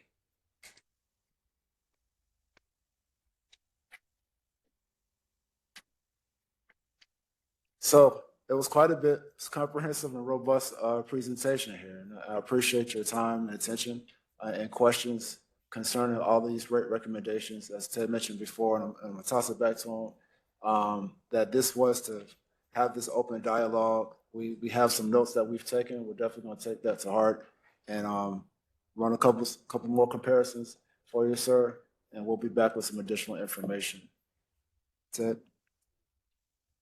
Yes, so I would be remiss if I didn't thank Victor and his staff and everyone that helped contribute to this as well. Appreciate this. So I hope you can see that there was a lot of thought and detail that went into this. We do have some due outs for you, and we'll get you some of those comparisons and some of the other things that we talked about, hopefully before your next board meeting. Not the next board meeting in November, before the November board meeting. I think that sounds a little bit better. So we do want to just kind of walk you through the timeline one more time. So here we are at the end of October, and we've had this workshop.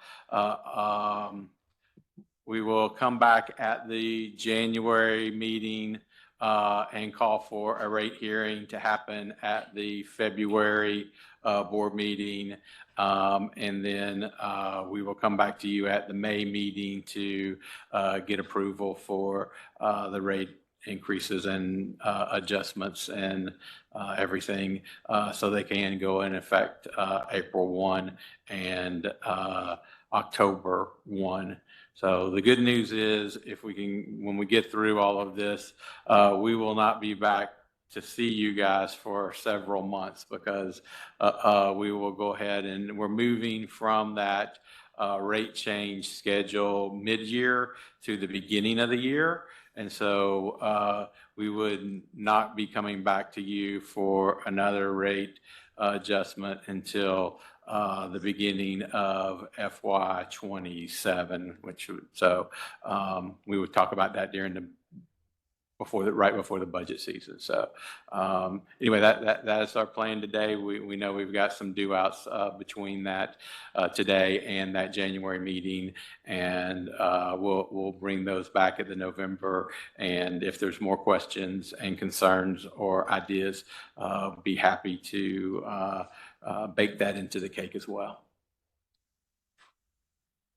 Just sidebar during the break. One of the concerns I think we all had was watching the rate increases go up on the smaller apartments, but it looks like in some cases that increase is going into a building with 10, 20, 30 units. And if that's being split across the group, it's a negligible increase. Is there a way to know that rather than just guess it? So those, usually in those apartment complexes, that is up to the landlord to decide how they want to disperse that cost. So theoretically, you would assume that they would, pass that along at the same percentage, but they may have additional costs that they're having to pass along as well with increases, because not every one of those folks get a JEA water bill. Just the apartment complex will get the water bill. Okay, great. Any other questions or comments from the board? Okay, thanks, Ted and Victor and everybody. This is great work. And I'll just say a bunch of the due outs we have, we can also address these at the Finance, Government, and Audit, and also the Capital Projects Committee too, because some of those been into those committees in good fashion.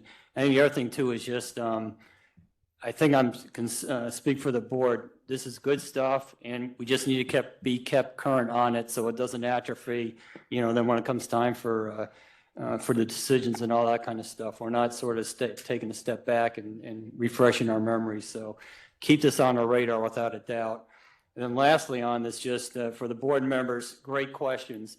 And saying the obvious, there's no dumb question. And it's that one question we don't ask that's going to wind up being a big thing later on. So don't hesitate on asking the great questions and making the points you did today. So General, why do you look at me when you say dumb question? I was trying to spread the audience about it. So the big thing I think that we didn't mention is we've got K3 involved. It'd be interested to see, get their thoughts on where our rates are. Are we too low? Where are we on all these things? I mean, Vicki, I think to get their thought process to work maybe a board workshop on some of this stuff.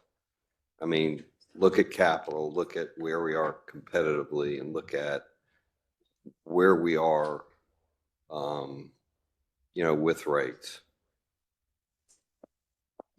Absolutely. Okay, barring any other questions, if I got this right, I'll adjourn this and then we'll reconvene at noon down here for the board meeting. All right. Okay, thank you. This meeting is adjourned. All right.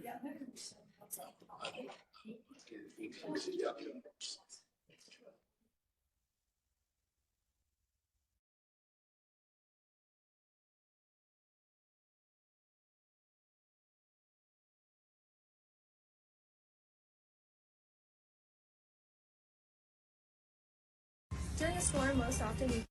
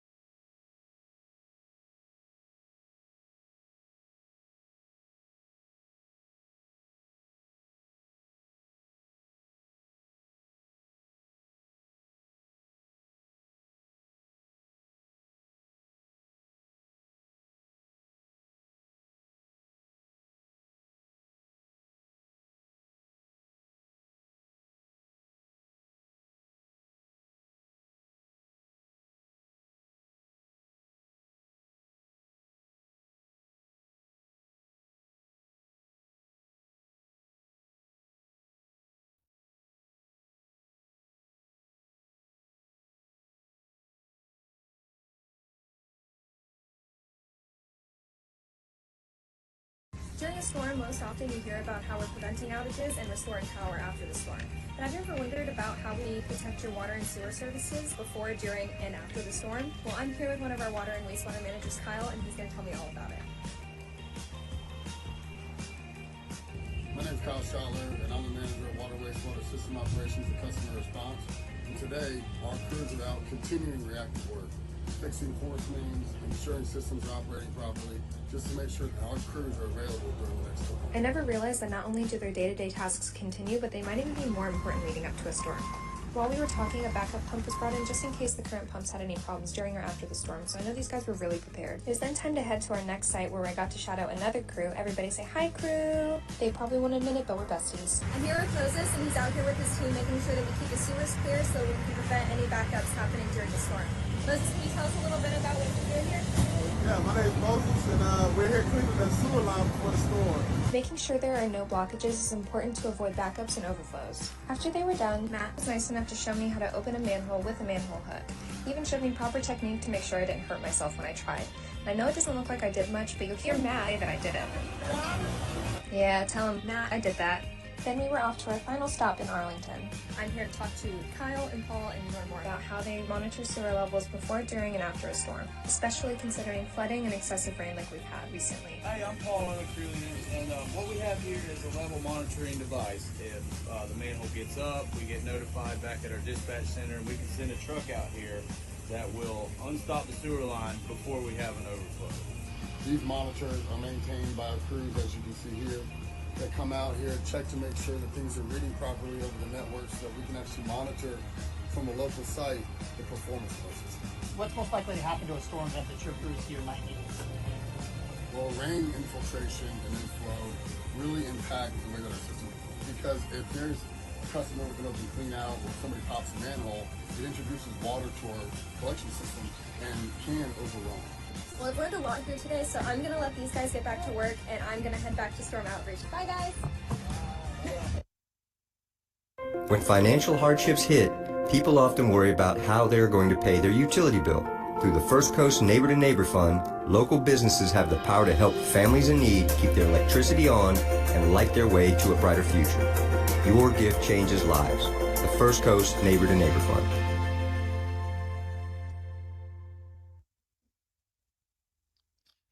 Okay, I'd like to call this meeting to order. And first, if you could pause with me for a time of reflection, please.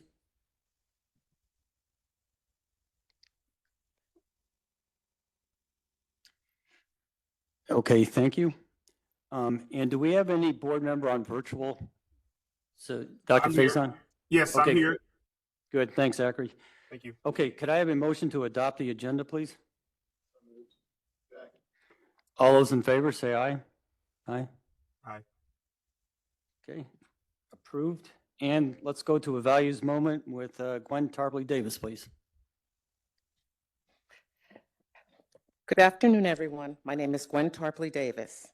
I'm the manager of the payroll, the HRIS, and performance management departments here at JEA. I've been here approximately 6.5 years. What my family, my team, but I call them my family, is responsible for are all the employee-based records, paying all JEA employees and retirees, and performance management relating to all employees.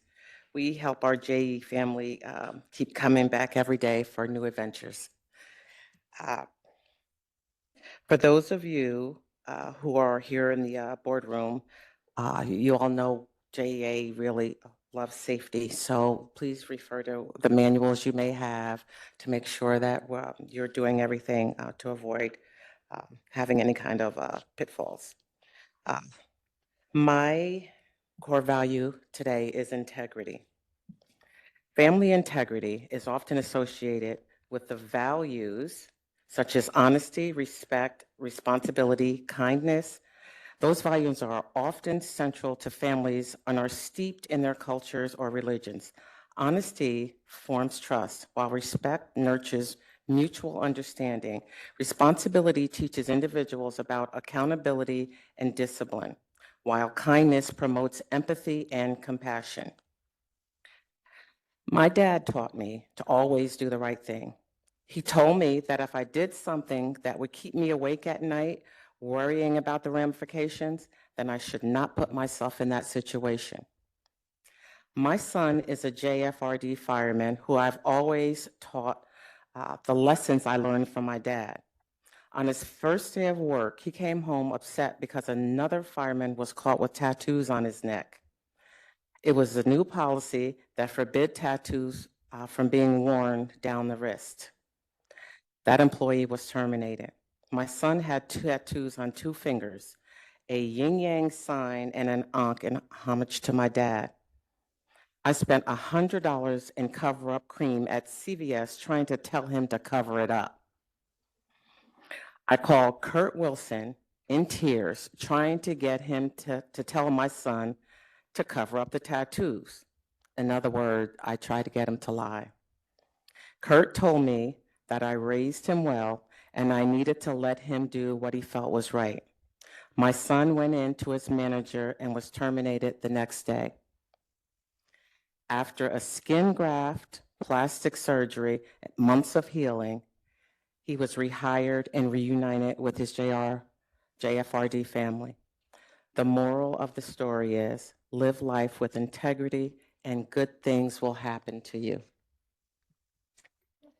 All right, well said, Glenn, well said. Thank you.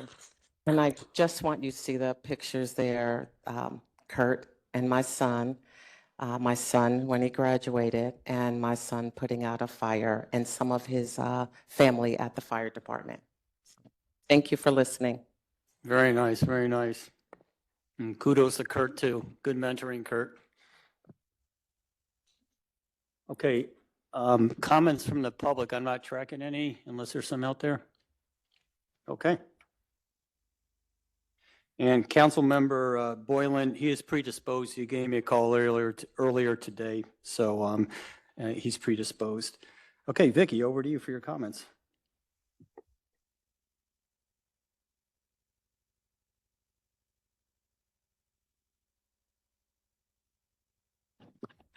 Hello. The first thing I'd like to do, I don't know if everyone noticed the video in the beginning.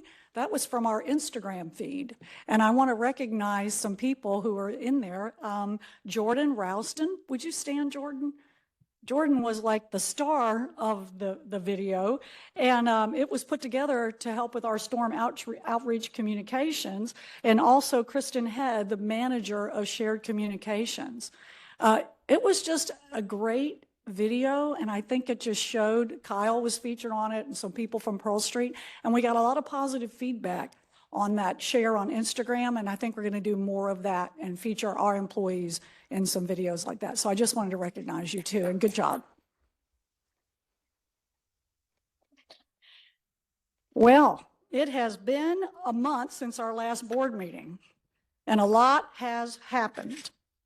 Our board meeting was on September 24th, only a month ago.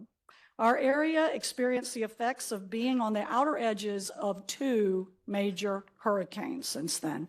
While we didn't experience a direct hit like many other communities, we did experience some major impacts to our services, as you all know. Helene made landfall on September 26th. That was 2 days after our September board meeting. Damage was widespread throughout our 900 square mile territory. Most of it was caused by fallen trees. Our line crews restored over 360,000 customers, and our water team managed the water and wastewater systems flawlessly, despite over 600 lift stations and 10 water plants losing power at the height of the storm. Because of their hard work, our customers had no loss of water service, and we had 0 sanitary sewer overflows. After we were fully restored here at home, we also deployed 4 crews up to Brunswick for mutual aid that was requested by Georgia Power. On October 9th, just 2 weeks after Helene's landfall, Hurricane Milton hit. The impacts of Milton were not as great as Helene, at least not for us, but our line crews did have to restore 61,000 customers. Our water systems again experienced power outages at 30 lift stations. 20 of those were outside of JEA's electric service territory. And once again, our customers did not experience any water outages, and we experienced 0 sanitary sewer overflows. And most importantly, I am so proud and happy that we had 0 safety incidents during both of those storms. That is remarkable. Immediately after Hurricane Milton, we had requests for electric mutual aid from Lakeland Utilities in Polk County. We deployed line workers and equipment for a week, 4 crews. We also had a request from hard-hit Pinellas County on Tampa Bay for water and wastewater crews. And we were able to send 35 folks and a lot of heavy equipment for 8 days. Our people were ready and proud to serve our neighboring communities in need. And I just want to draw your attention to some of these pictures. There's an awful lot on the electric side on the top, and that cute little guy down there in Lakeland with the JEA hat on, and I assume some cable cutters or something like that he got to hold. And then our water team got such kudos, and one of those is from the Homeowners Association, thanking them for fixing a water main break in their neighborhood. I also want to let you know that our customer experience team responded to nearly 19,000 phone calls during those events. They also worked around the clock. We featured our restoration crews in these slides.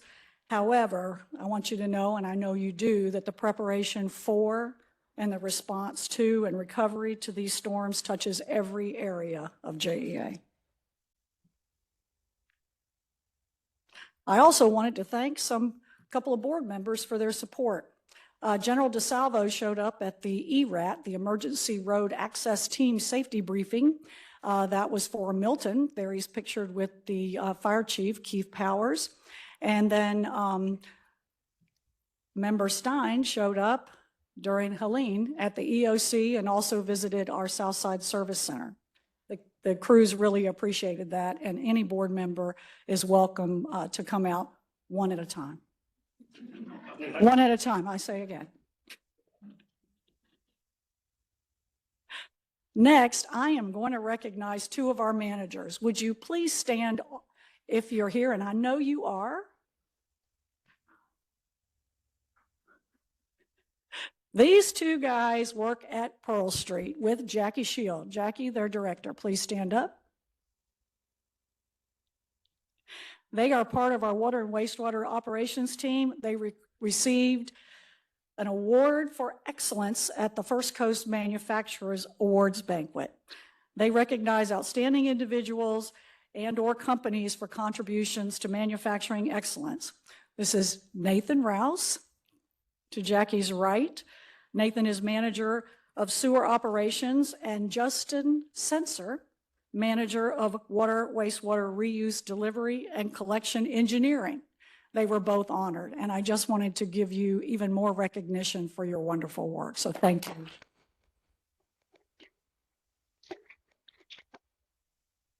Next, our procurement team was once again interviewed for a magazine article in Supply Chain World. This is the second time that we have been interviewed, and the article featured some enhancements that we made to our supply chain, and I want to recognize the 3 individuals that were interviewed. Jenny McCullum, are you here, Jenny? I think I saw you, yes. Jenny, Director of Procurement Services. Rodney Lovegren, Senior Manager of Procurement Support. We met him at the warehouse, General. And Lisa Pleasance, Senior Sourcing Manager. Thank you again for your fine work and being featured. Appreciate it.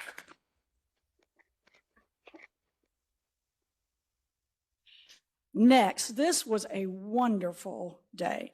UNF, the second year in a row, had JEA Day. There were 326 students came to visit JEA's tables. We had almost every area of JEA represented at UNF.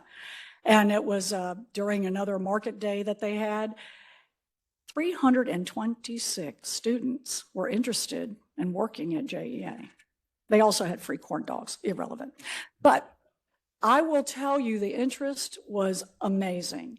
We also had in the picture, those are some interns currently here and some of our alumni that are now full-time employees here at JEA. So they just did an absolutely wonderful job, and you see the employees here who coordinated that event: Raven, Paul McFadden, Jim Ayers, Melissa Ham, Jill Luster, and Sarah Hires. I don't know if they're all here, but if any of you are here, would you stand up? Or if you manned one of the tables. Shay, I know you were there. I mean, this was a big deal.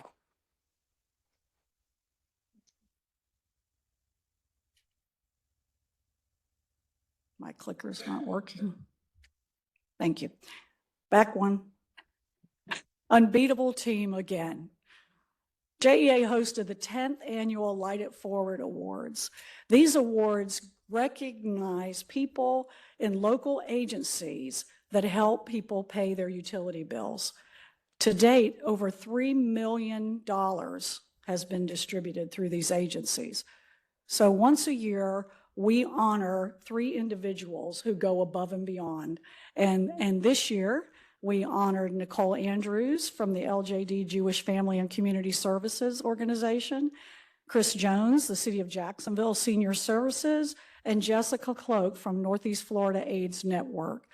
This was a wonderful event we hosted right here in the boardroom, and I wanted to especially recognize Sheila Presley, our Chief Customer Experience Officer, Elizabeth Paulson, the Program Manager for Customer Solutions, Michael Haddon, who's in communications, and Tiffany Davis, who helped put it on, and Dimitri, who did the presentation, and then Marissa and Sam, our videographers and producers of the videos. It was really a terrific event.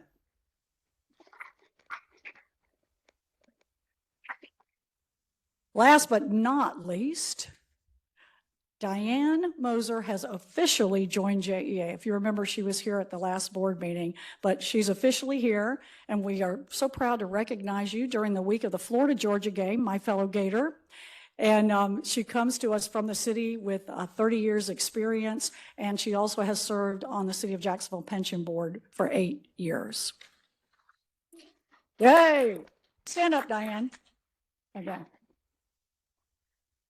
Also, I want to announce to the board, I'm proud to announce that K3 Strategies has officially signed their contract. They are on site Tuesday, Wednesday, and Thursday, gathering data and interviewing leadership team members. And we'll be scheduling touch points with you all in the near future. So thank you, General DeSalvo, for the time. Thanks, Vicki. Okay, now we'll go into the JEA performance update with the corporate scorecard with Julie. Thank you. So good morning. I'll be providing the update on our corporate scorecard performance with data as of the end of September, which means this is our final fiscal year 24 scorecard. Our safety metric came in 15% below target for the year at 0.34. For employee engagement, we are currently conducting an employee engagement survey, so we will come back to report those results at a future meeting. And as we discussed last month, both our residential and commercial JD Power results achieved the target, landing in the second quartile for the year.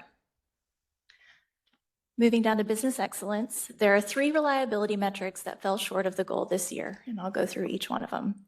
Our electric reliability metric, we call SAIDI, ended the year at 76.85. This result is due to the weather event which occurred on May 10th. And while the metric has improved every month since May, it was just not able to hit the target this year. Our water reliability metric ended the year at 3.78. This was due to lack of rain and high temperatures in May and June, which caused excessive usage, resulting in the decision to lower pressure to conserve water. And finally, our wastewater reliability metric ended the year at 0.86. This was a result of the 10-day rain event in September, which was considered to be a 100-year storm event that overwhelmed parts of the wastewater system. Moving down to total spend, the total spend for the year was under budget by 2%, which did achieve our goal, and I believe Ted will get into more detail on that following this presentation. And then the average customer bill for fiscal year 24 was $205.20, which was the lowest in the state. And finally, we achieved the clean energy metric, supplying 13% of our energy with clean sources. Are there any questions for me? Okay, thank you, Julie. Thank you. Okay, next, the financial update, Ted. Thank you. So I'd like to thank Member Morales for his assistance in skinnying this down a little bit. So this is our fourth quarter financial update. We will, beginning in November, we will be doing these on a monthly basis. So we'll just jump right in. This is on the electric side. So this is a budget to actual comparison. You'll see the top half of the sheet is the revenues. So both revenue classes, base revenue and other revenues, were above budget by around 4%, and our total revenues were over by about 4.5%. You'll see in the bottom section our expense categories, or expenditure categories. All of them were below budget except for fuel and purchase power. So fuel and purchase power was 1.6% higher than what we have budgeted. This was not due to the price of fuel, but the fact that we burned more fuel than we had anticipated. So weather, the summer warm weather really drove all of these numbers, the fuel and purchase power and the revenue. So we had budgeted 12.2 million megawatt hours sale, and we had 12.7. So that is what has driven the revenues higher and the fuel higher. The expense categories, the other expense categories, O&M and other expenses were slightly below budget.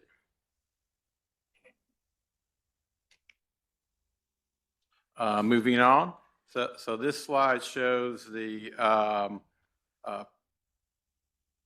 megawatts power generated and megawatts of power purchased. So 67.5% of our power was self-generated in that top line, the $34.24, and about 32.5% of our power was purchased at an average price of $85.79. So the self-generated was 8,907,000,000 megawatt hours. And then our purchased was 4.284 million megawatt hours. This includes 1.2 million megawatt hours from Vogtle.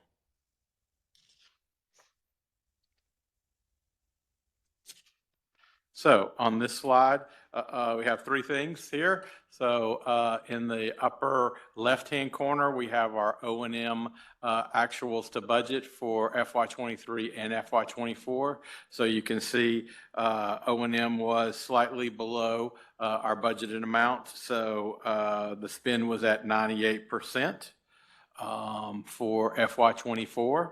If you move over to the right, you can see capital budget. So our capital budget on the electric system, the spend was $263 million out of a $271 million budget, again at 97%. And then if you will notice along the bottom, this is a new chart. So this is our cash and investments. So you can see that from October of last year to September of this year, our cash and investments have declined slightly, but we are still at 198 days of liquidity. And our target is 150 days. And you will see that our number of days of cash has dipped about 36 days during the year, and our days of liquidity have dipped about 37 days. This was planned. We knew that we would be spending down some of our cash. And we are still trying to determine if in late FY25 or early FY26, we'll be going out to the bond market for new money on the electric side. Hey, Ted, can you explain real quick, restricted and unrestricted? Yes, sir. So the restricted is mainly cash that is restricted for some type of capital need, either through a bond covenant, which is not the case here, but or just internal things that the board has set up for us. We'll also reserve funds for our debt service. Yes, sir. Thank you. All right, we'll move on to water. So you can see, again, very similar to the electric chart we showed a few minutes ago. Water revenues were over budget. Sewer revenues were slightly under budget, and then reclaimed and other was under budget by about 2%.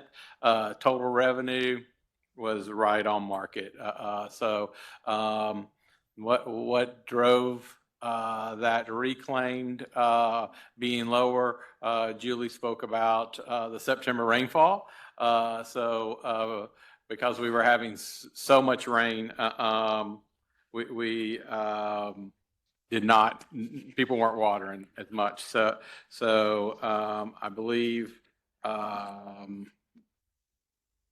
our rainfall totals were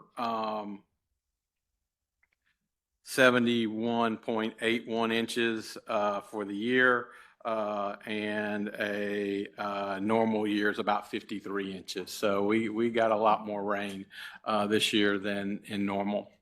If you'll look down at the lower part of this chart, you can see O&M was overspent by about 16 million, or just slightly under 7%. So we've had to do a budget adjustment to take care of that. The line for capital, this is not our capital spend, but this is money that we take from the budget and put into our capital fund for spending later on. We had to underfund that about 25% for this year. And then our other expenditures were just slightly below budget. So here's how we ended up on the water system side for the year. Just one question on the expenses. I know earlier this year we had the big water main break in Mandarin and so forth. Would that be an example of what would be under that O&M? Yes, sir. And the biggest driver on that was really labor cost. So our labor costs were higher than we anticipated too. Thank you. So again, similar charts to what we showed on the electric system. You can see O&M actuals to budget, FY23 and FY24. You can see where our actual was 252 million compared to the 236 million budgeted, which is about 7%, 107%. On the capital side, our budget was 514 million. Our spend was 491 million. So we were at 95.5% of budget in that area. So a little bit more of a dramatic change on the cash and investments on the water side. So you can see those numbers were low coming into the year and continued to decline into January. And then we issued new debt in January, closed February 1st. So we replenished our cash with that debt issuance. And you can see our numbers have gone down and then gone back up slightly, and they're going to go back down again. And we're going to issue debt again, probably the same time period in 2025, into January 1st of February.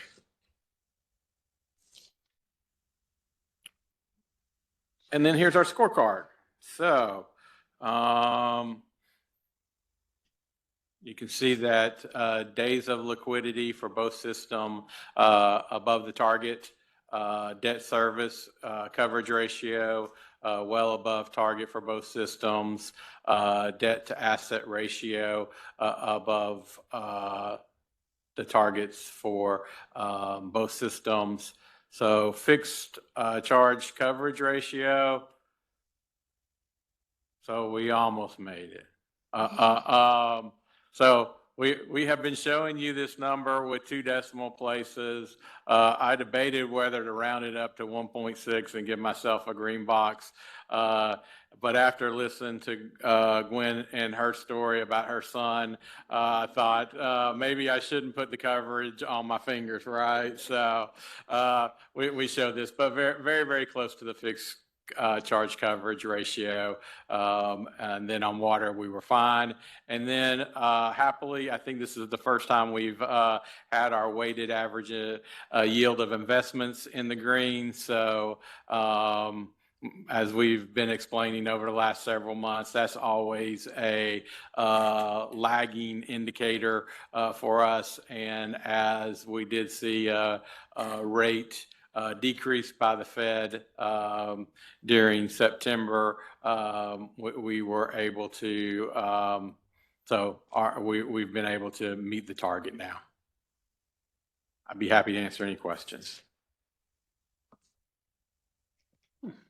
Any questions at all? Okay, Ted, thank you. Thank you. I'm good on maintaining the moral high ground with that round off. Okay, next will be the consent agenda. And could I have a motion to action the consent agenda, please? So moved. Any discussion? Okay, all those in favor say aye. Aye. All those again opposed? Okay, motion passed. Thank you. Okay, next we'll go to the Finance, Governance, and Audit Committee report. And Bobby Stein, please. Yeah, the Finance, Governance, and Audit Committee met on Thursday, October 24th. We were joined by fellow committee members Kwanzaa Humphrey and MG Ornder. Thank you, Board Chair DeSalvo, for also attending. All board members are welcome to attend. It was a very worthwhile meeting.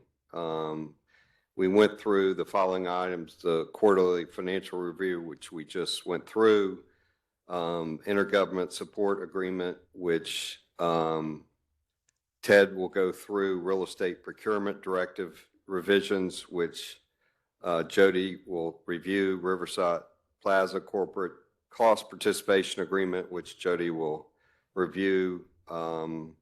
Internal audit and quality assurance results. Joe will go through, and bylaws and policy manual that Jody and the board evaluation that Jody will go through. So with that, the intergovernment support agreement, and before we have action on this and go through it, I wanted to appreciate the general's willingness to work with us to make sure we get this right. So you've been fantastic, not only as a board chair, but always raising your hand to help. And I think this will be an important opportunity for us and for our Navy here in Jacksonville. So with that, I'll hand it to Ted. All right, thank you, sir. So intergovernmental support agreement, acronym for this is IGSA, IGSA. So as with everything dealing with the federal government, there is an acronym. So, but IGSAs were allowed starting in 2013. What this does, it gives Army, Navy, Marine, Air Force bases, it gives them the ability to negotiate with local governments to provide them with various different services that those governments can provide without having to go through the full-blown procurement process. So what we're talking to the Naval Station Mayport and Naval Air Station Jacksonville is about helping them with their utility infrastructure on those two bases. So both bases have approached us and are interested in utility O&M so that that will either free up military personnel or outside contractors that are working on this for them. So really the biggest takeaway I want you to take from this is that this is just the initial agreement to have talks with both of those facilities. It's really an agreement to talk about other agreements. So this initial agreement has no financial burden on either party.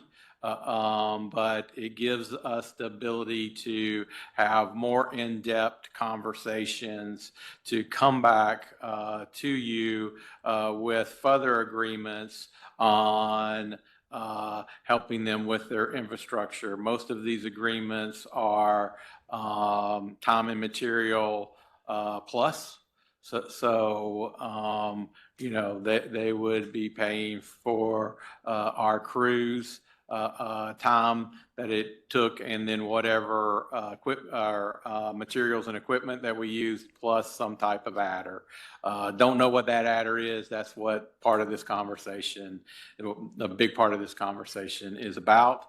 And then our understanding, we need to understand better from the bases, what are the things that they really want us to work on. So so this is kind of the first step in this process. I shared with the Finance and Governance Audit Committee that we were able to, at my prior employer in Huntsville, Alabama, we were able to enter into an IGSA agreement to work on an Army facility, Redstone Arsenal in Huntsville.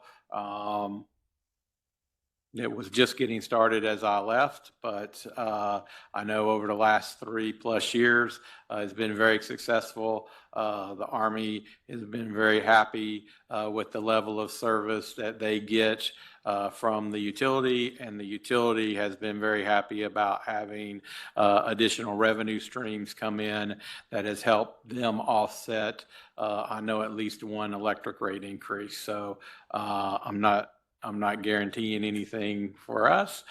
Just want to lay that out there. I'd be happy to answer any questions you may have, or I may have to defer to Julie or Jordan because they've been the ones doing the boots on the ground work on this.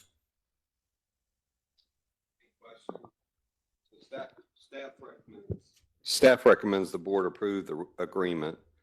Following the approval, staff will execute the agreement and will pursue a condition assessment at the sites. Results from these assessments will then drive a pilot projects, partnership evaluations, and path forwards. Do you need a motion? Yes. So moved. Second. Any discussion? Okay, all those in favor, say aye. Aye. Aye. Any opposed? Okay, motion passed. Okay, the next item is the real estate procurement directive revisions. Jody, if you can take that, but on this, there were board members that were very, very helpful and want to thank them. Yeah.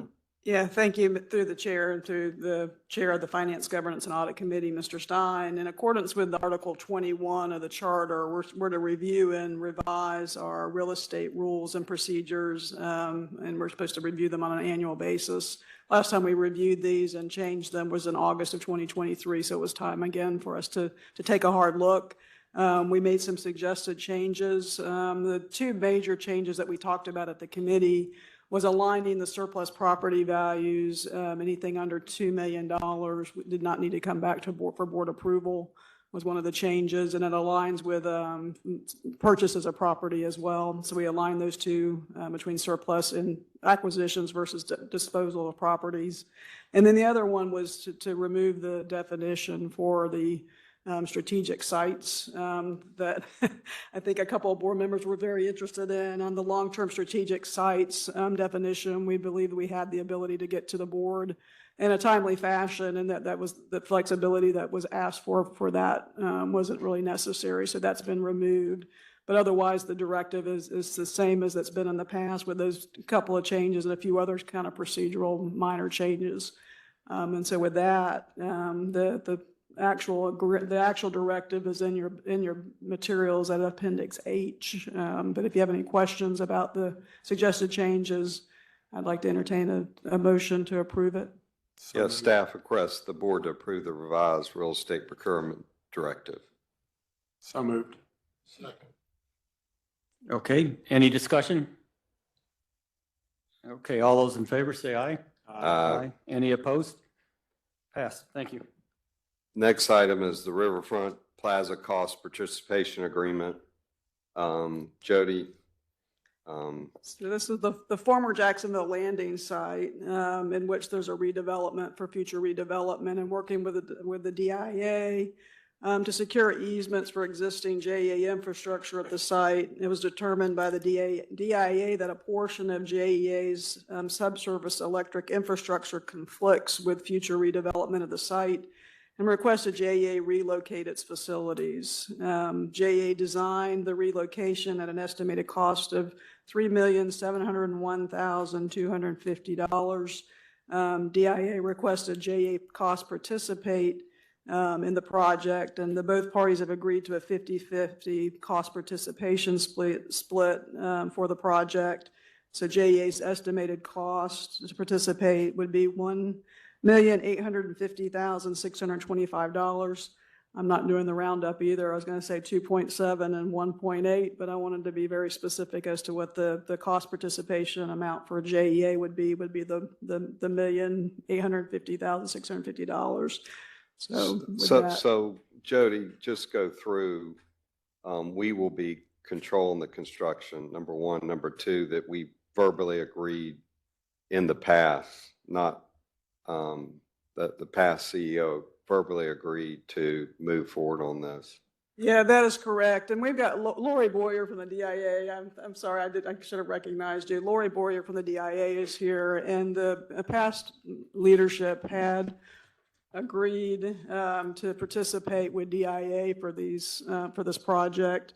And I believe a verbal commitment was made even to the DIA board to participate at this level. If I've got anything wrong, then I've got a head nod back there from Ms. Boyer. So staff requests the board to approve the cost participation agreement. Any discussion? I have a question. Please, John. This is a plan. Plans change. Does it make sense? And I'm not trying to get in DIA's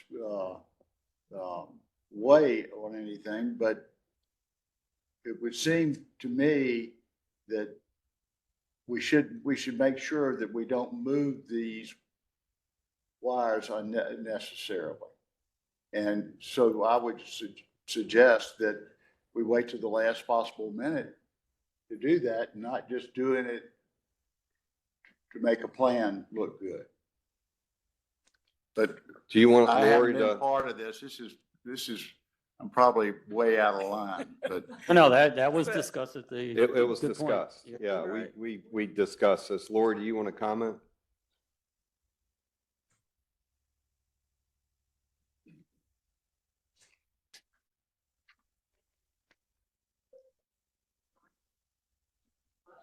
Lori, you want to come up here?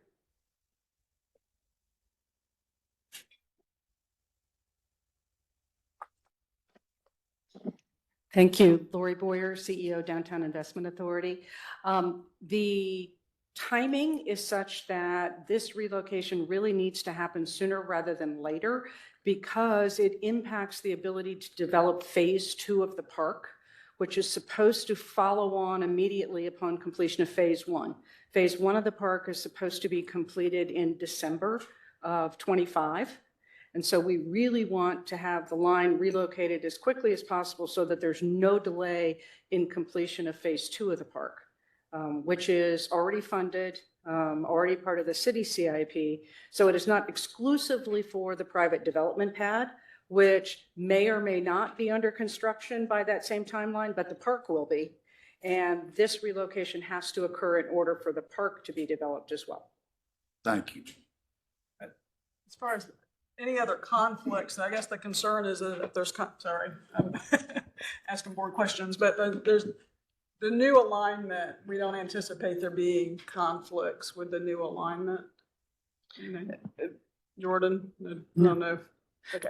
To the board, as I've seen the drawings of the new alignment goes right along Independent Drive and totally eliminates all of the conflicts. Okay. Thank you.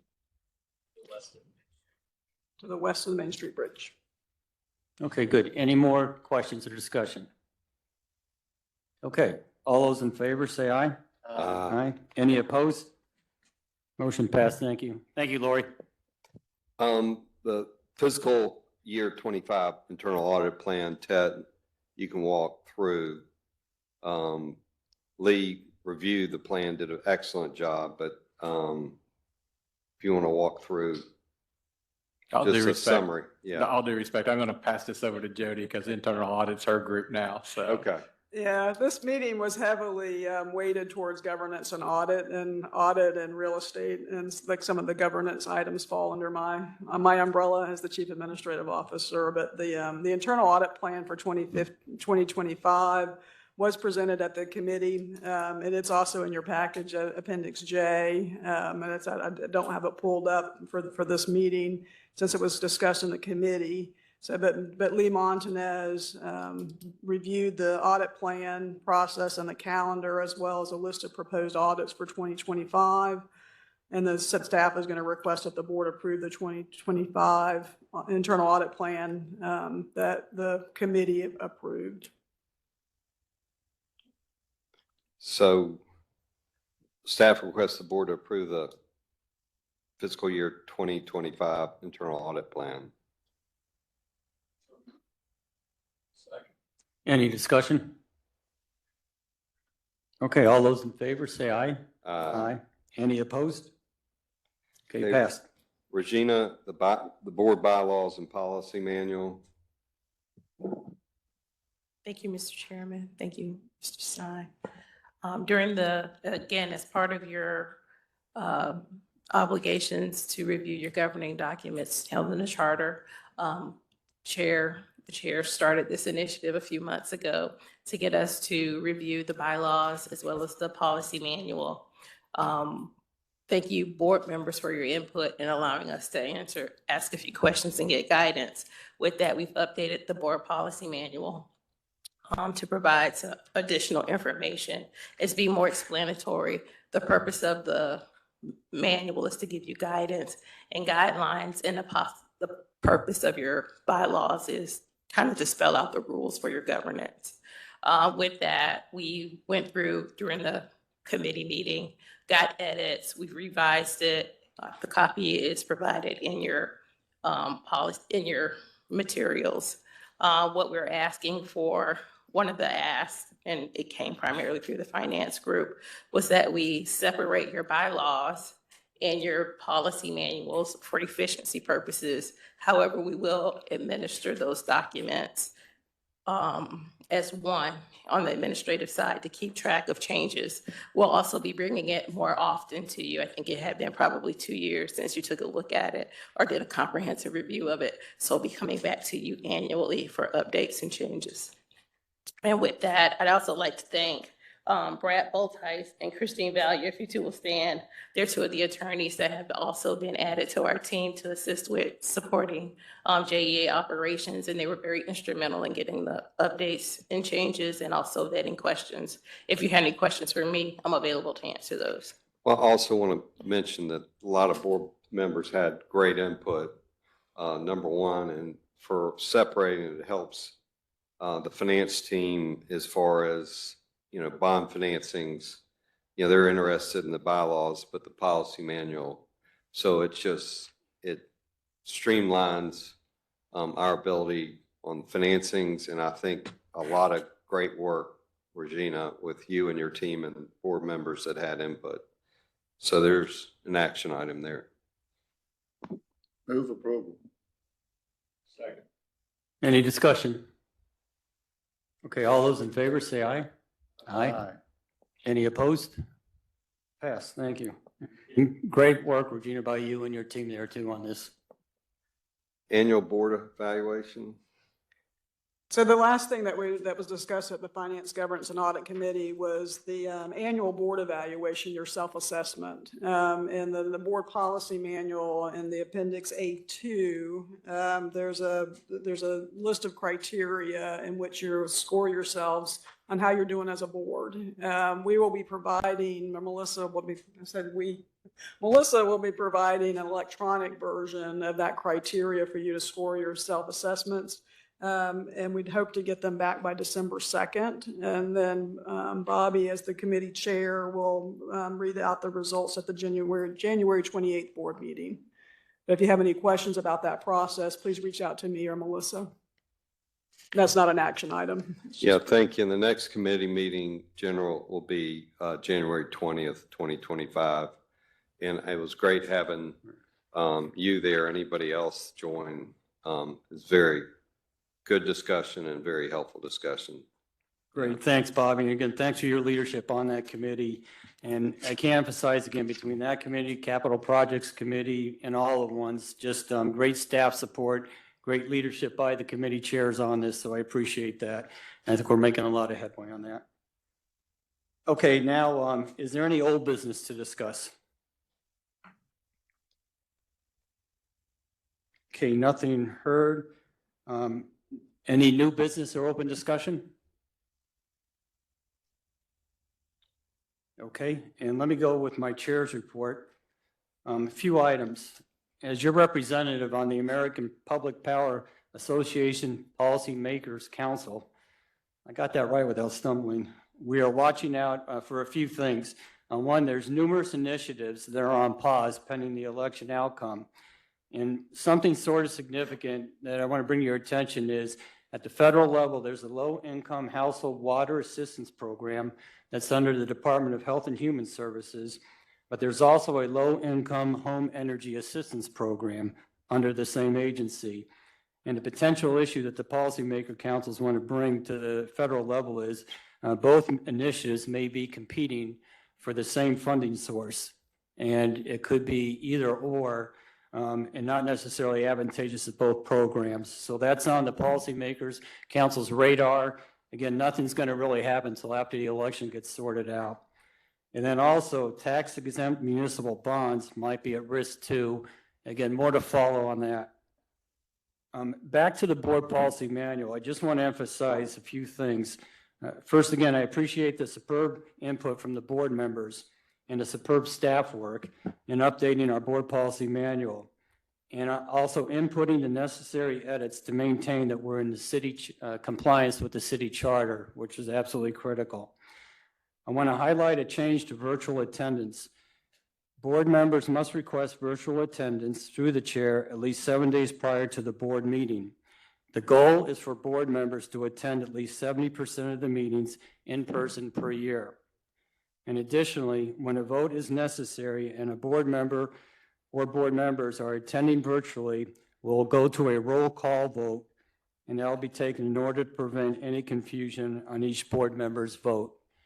So you'll notice these changes, and we'll start implementing those at our next board meeting. And then with respect to committees, in addition to our standing committees we have right now, the Executive Committee, Capital Projects Committee, and the Finance, Governance, and Audit Committee, we are going to stand up a Compensation Committee. And as per the board policy manual, members of this Compensation Committee will be the Vice Chair, Rick Morales, the past Chair, Bobby Stein, and myself. And lastly, what I'd like to do is propose a resolution honoring the JEA team members in support of Hurricane Helene and Hurricane Milton. And whereas Hurricane Helene impacted JEA's service territory on September 26, 2024, causing extensive damage to JEA's service territory and causing almost 100,000, I did round up, power outages, followed by Hurricane Milton on October 9th, 2024, that caused 61,409 power outages. And upon restoration of the JEA's customers during Hurricane Helene, 4 crews from the distribution maintenance, as well as the electric customer response teams, consisting of construction and maintenance foremen, line maintainers, apprentice line maintainers, troubleshooters, emergency dispatcher, and fleet support, departed on 1 October 2025 to assist Georgia Power with providing mutual aid and customers in Brunswick, Georgia. Crews returned on 5 October 2024. And following Hurricane Milton, 4 crews from the distribution and maintenance and electric customer response teams, consisting of construction and maintenance foremen, line maintainers, apprentice line maintainers, troubleshooters, emergency dispatcher, and fleet support, departed on October 10th, 2024 to assist Lakeland Electric in providing mutual aid to customers in Lakeland, Florida. Crews returned on October 18th, 2024. And following Hurricane Milton, 33 employees and 2 contractors from the delivery and collection teams, consisting of planners, construction and maintenance crew leaders, utilities pipe fitter crew leaders, maintenance mechanic, utility installer, service journeymen, and apprentices, as well as the wastewater team, including the maintenance coordinator, maintenance team leader, mechanics, and electric and instrument technicians, and vehicle asset coordinators, departed on October 12, 2024, to provide mutual aid to Pinellas County, which was significantly impacted by Hurricane Helene and then devastated by Hurricane Milton. The crews returned on October 20th, 2024. And before, during, and after the hurricanes, the emergency operations team provided round-the-clock elite emergency management support, monitoring the weather and making real-time decisions with leaders from each department of JEA to ensure our community remained updated and safe throughout. And during Hurricane Helene and Hurricane Milton, the procurement team provided 33,672 meals and 823 room accommodations for team members, contractors, and mutual aid support. And in support of Hurricane Helene, the customer experience team received 18,046 customer calls between September 26th and 30th, and 720 calls between October 9th and 11th in support of Hurricane Milton. And the 60-member storm outreach team provided essential on-the-ground support to our customers following the hurricanes. Acting as JEA's face in the community, the team actively engaged with customers to share timely information, offer assistance, provide reassurance. They supported our field crews, connected with residents at shelters, and provided updates and content for social media, ensuring the community stayed informed and supported throughout the recovery process. Be it resolved by the JEA Board of Directors, hereby recognize the service and dedication of all the JEA team members, contractors, incoming mutual aid crews, and vendors for contributions to our community, and to express its gratitude for the generous support our team members who provided mutual aid support to the communities of Brunswick, Georgia, Lakeland, and Pinellas County, Florida. So a lot said there. Just suffice it to say, the op-tempo of everybody involved in recovery has just been fantastic. They hustled their butts off for this entire month. And when Vicki, I, and Kurt were at the reaction team safety brief just before Milton, some of these folks had just gotten into Jacksonville 5 hours a night prior.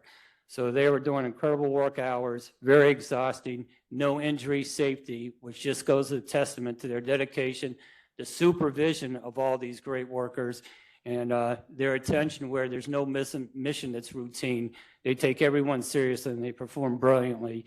Hence this resolution honoring the team, starting at Vicki, with the senior leadership team, to the extended leadership team, and to the line workers, electric and wastewater.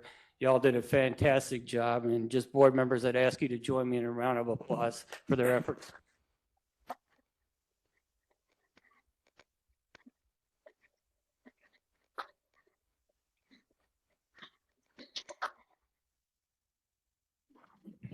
Okay. Yeah, A motion to adopt the Could resolution. I please have a motion, please? Any discussion? Besides, great job again. All those in favor say aye. Aye. Any opposed? And the motion is passed. Thank you. Okay, next capital projects meeting will be November 7th, and the next board meeting will be November 19th. And with that, I adjourn this meeting. Thank you.